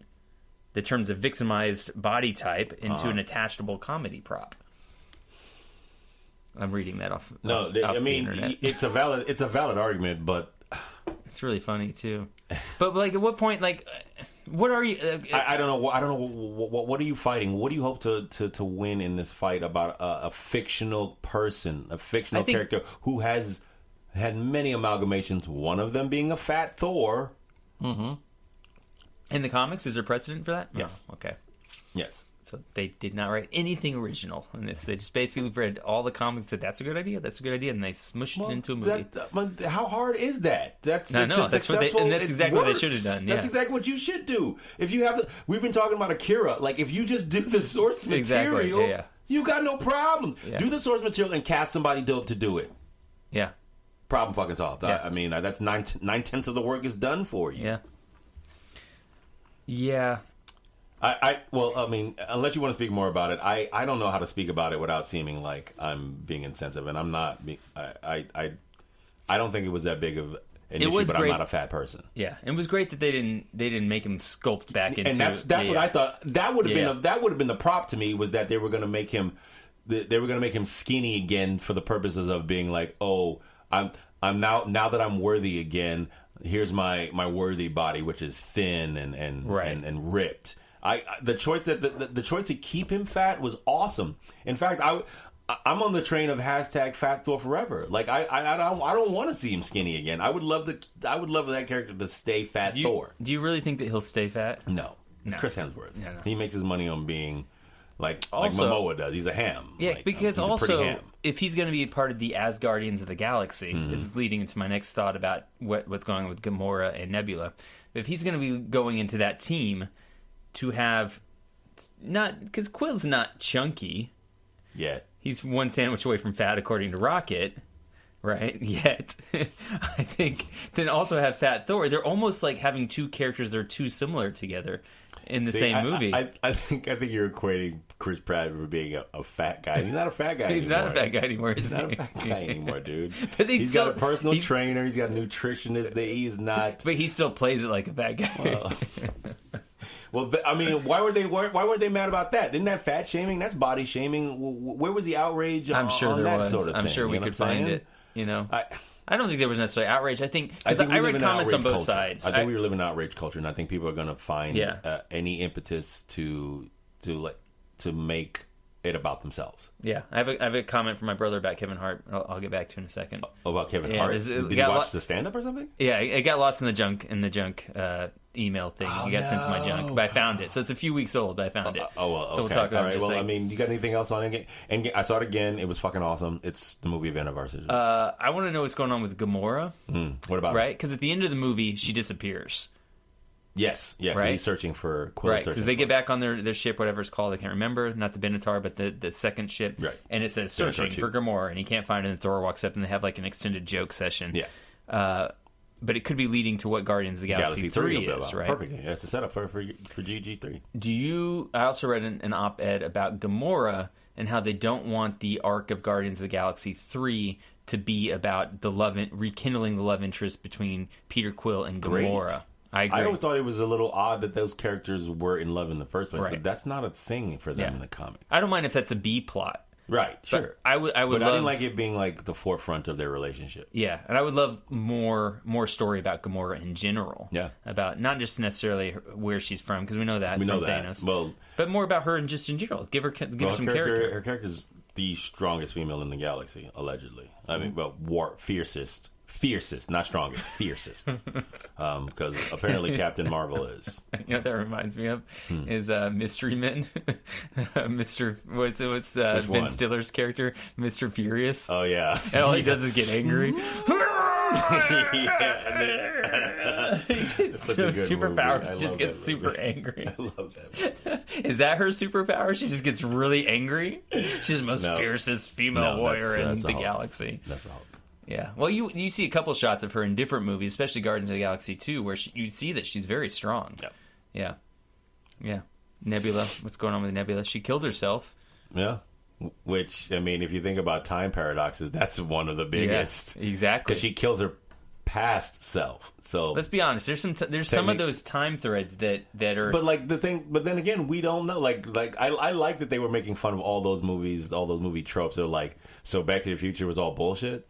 I mean, who knows? Yeah, who knows if you get into the same space as your own self, you like Time Cop, like all the time movie, all the tropes. I like that they threw all those away and told their own time story and built their own time physics without crazy paradoxes. Too. They created the multiverse.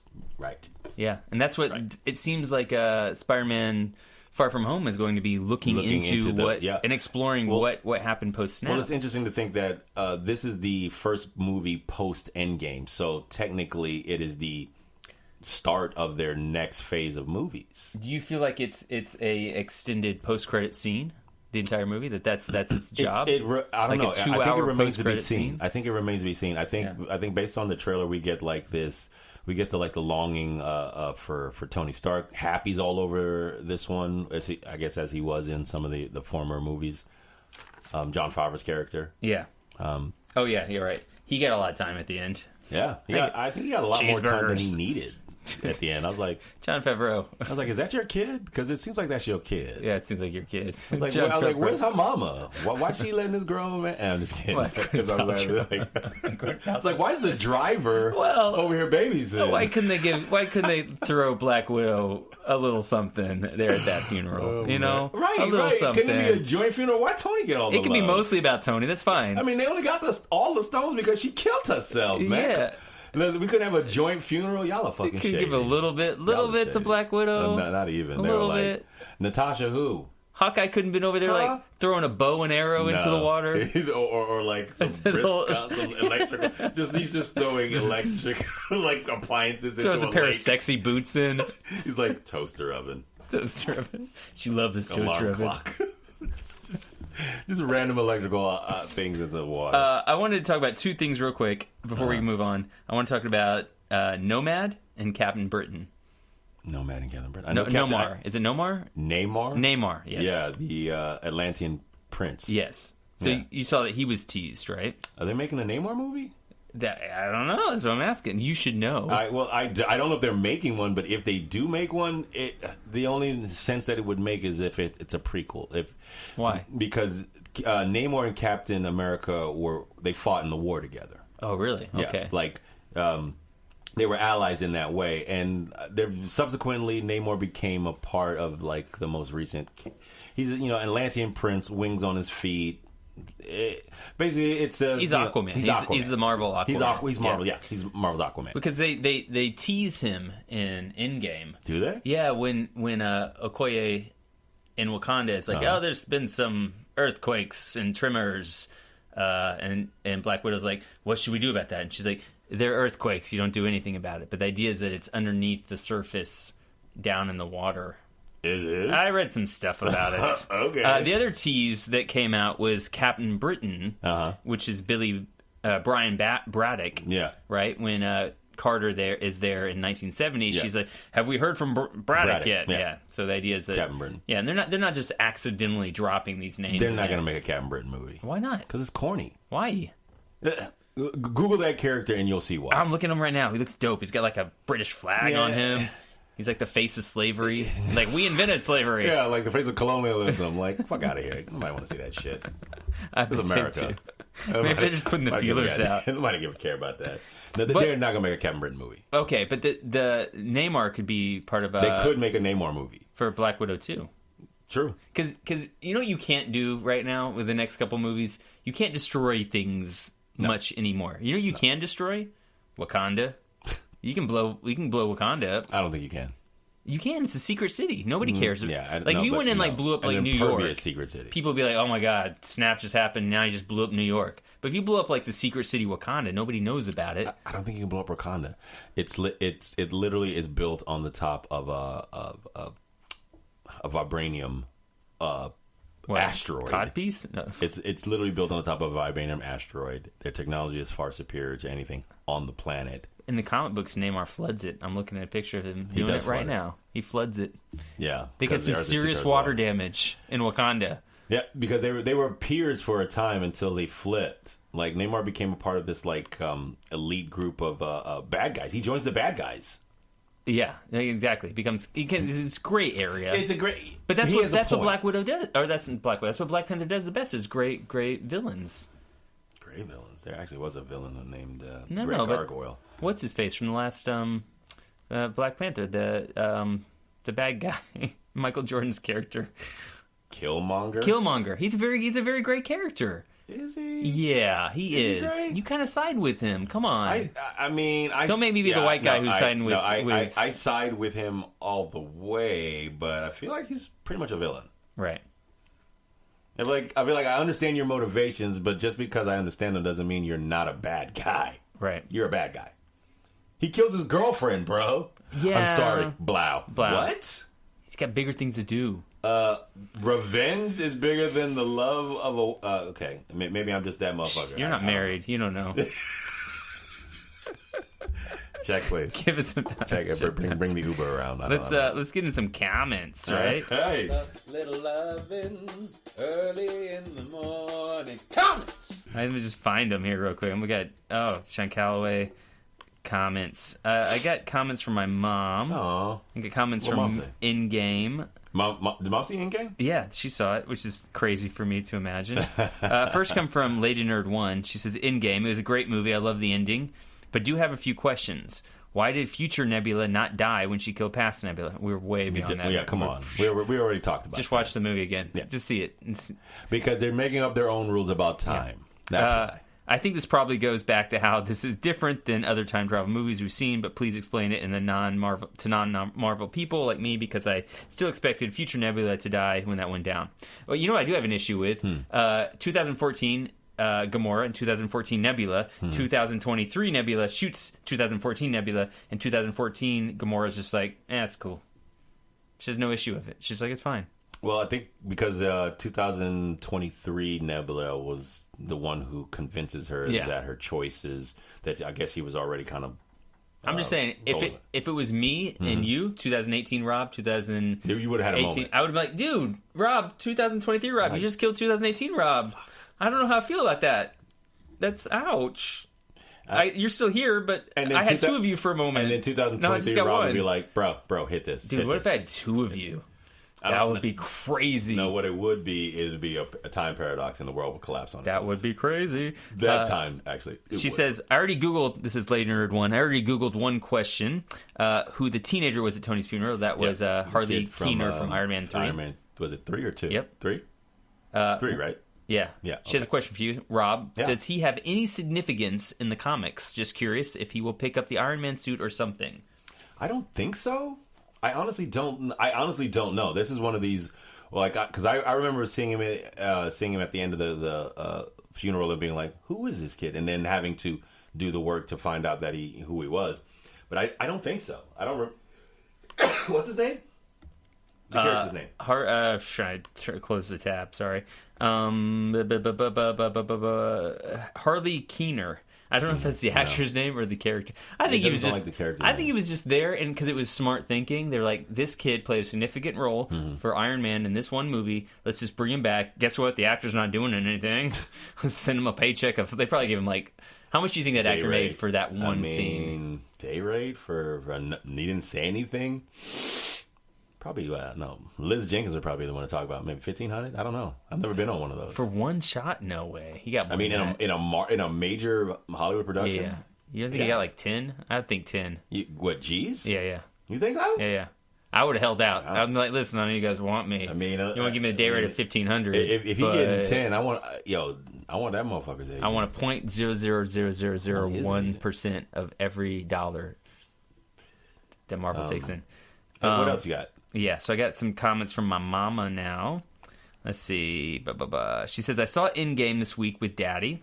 Weird. Not weird. When you get married and you have kids, it becomes... You just don't want to confuse your kids, so you just refer to your spouse as Dad or Mom. Laurel's Dad, I'm Mom, clearly. But you refer to your spouse as the major role in their life. Just because your kids... Because what happens if you're like, hey, Laurel... Then your kids start going, hey, Laurel, can I get a snack? And you're like, what? That's weird. Okay. Saw Endgame this weekend with Daddy. I'm not a huge Marvel fan, my mom says. Oh. It's just not my generation. But even so, it was a very good movie. And long, really long. Not sure they needed that funeral scene where everybody was CGI. Everybody did look CGI in that funeral Did scene. they CGI everybody? There's a couple moments, yeah. Huh. Couple CGI looking moments. Dad said it was the way to put to rest that Tony Stark was really, really dead. Except he's definitely come back. I think he'll come back. If they want to be true to comics, nobody dies. Nobody dies in ever. comics, especially ones of that caliber. Yeah. She says, cute scene with Tony Stark's daughter and happy about hamburgers. But again, did you need that? No, I agree. Right. I but you know what agree this with is callback to, right?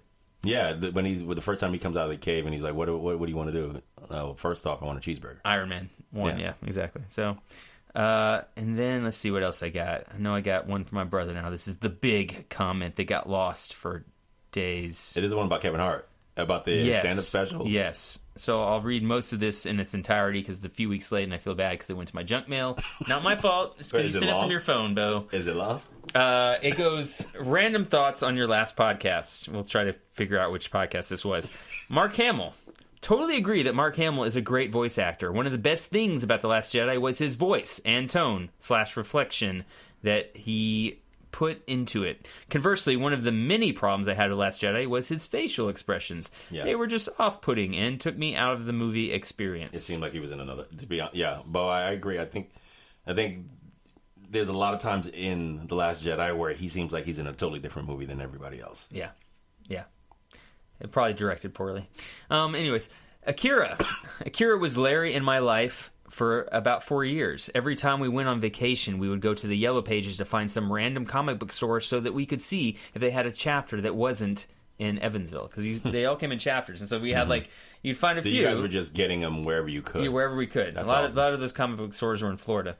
That's awesome. He says, Chapter 6 will always be my favorite. The white cover with Yamagata dead and blood splattered everywhere. Awesome. You know which one he's talking about? I don't. Hold on, find for you. Hold on. That's what I love about comics. Yeah. Because even no matter how old you get, you will always remember a cover or a variant. There you go. Oh, yeah. Yeah, I do remember this. That's hot. So, Kincaid is just holding Yamagata in his arms. Blood it's incredibly violent. It's iconic. Yeah, it's iconic and incredibly violent for I don't know. How old you were when you were reading it. Probably Pin's age, probably 10. 9 and 10, whatever. I mean, you're coming into it then. I mean...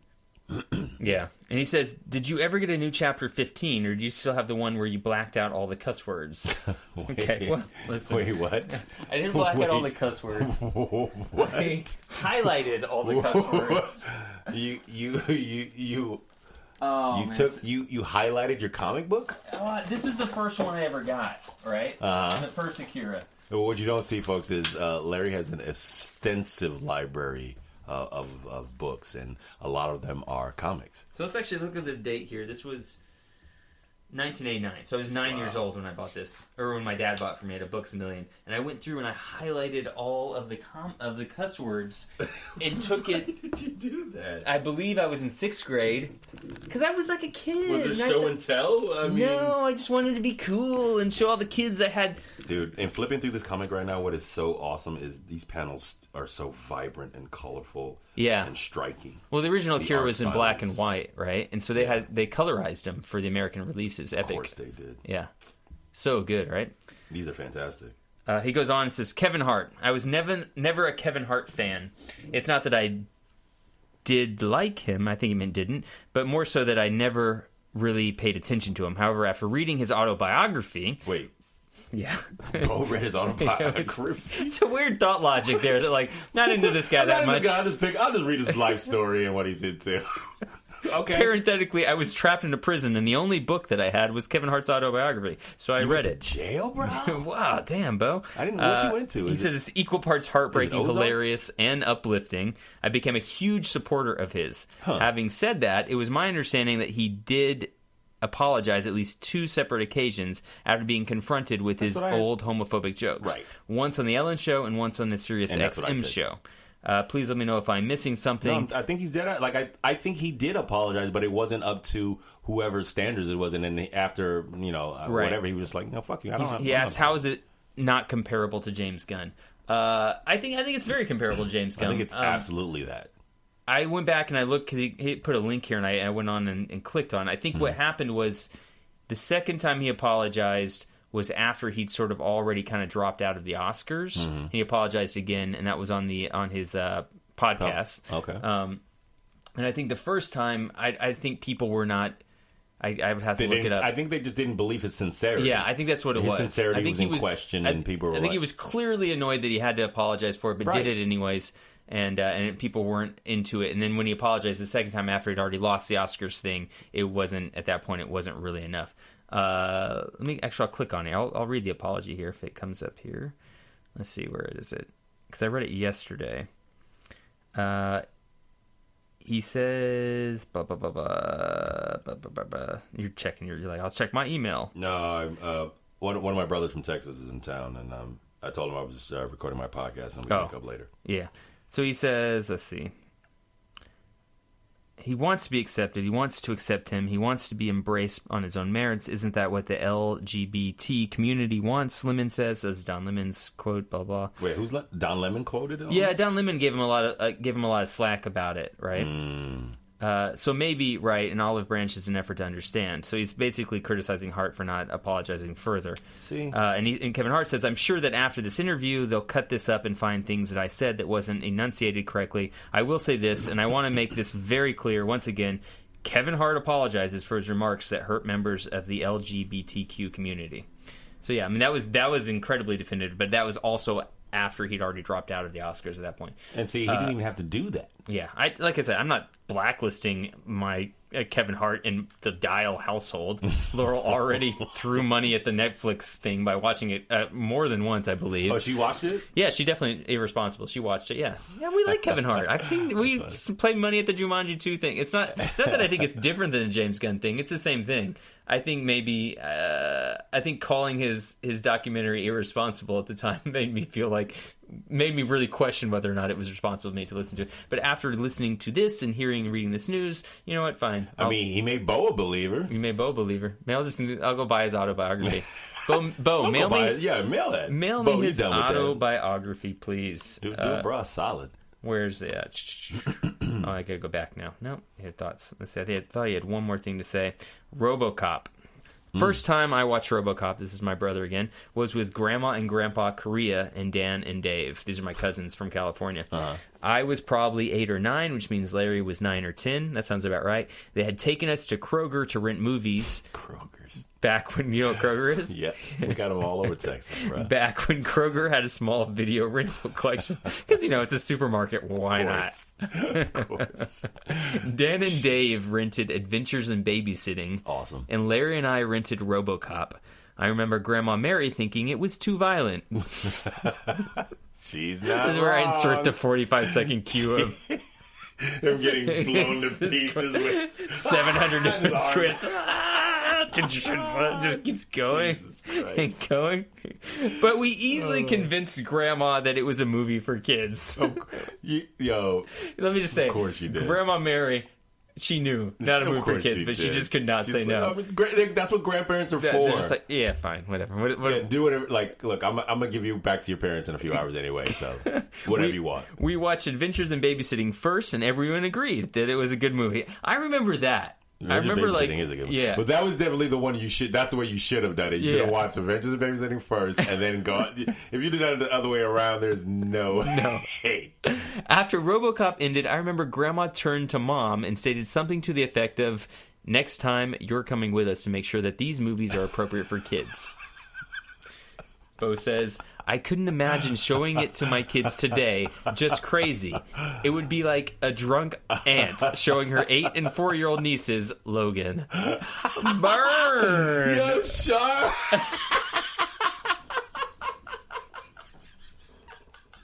I'm your host, Lawrence Dial. I'm your boy, Rob Carver Robinson. We're at whatweinto@gmail.com. We are What We Into on Facebook. There's a page there. What We Into podcast on Instagram. What We Into... No, wait. It's our Patreon. Patreon.com/whatweinto. Bang. I'm going to put on there $1. So if you want to throw us $1, please do. Throw your boy $1. $1. We can do $1. You buy coffee every day. Throw Seriously. your boy $1. If you actually send us some money, we might be better at this. I think we're pretty fucking good. Okay. Thank you so much for listening. We love you guys. See you next week. See you next week. Peace.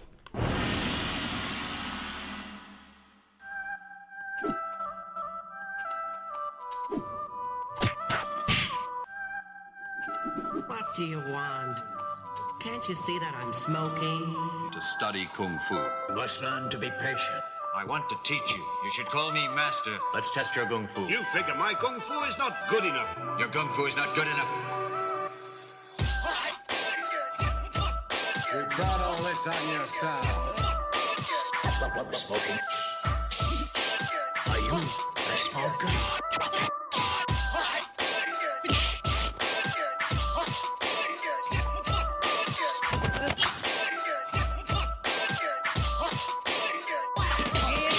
Kung Fu from the heart. Skilled in the martial art. Kung Fu. Kung Fu. The Shaolin art of Kung Fu. Kung Fu from the heart. Skilled in the martial art. Kung Fu. Kung Fu.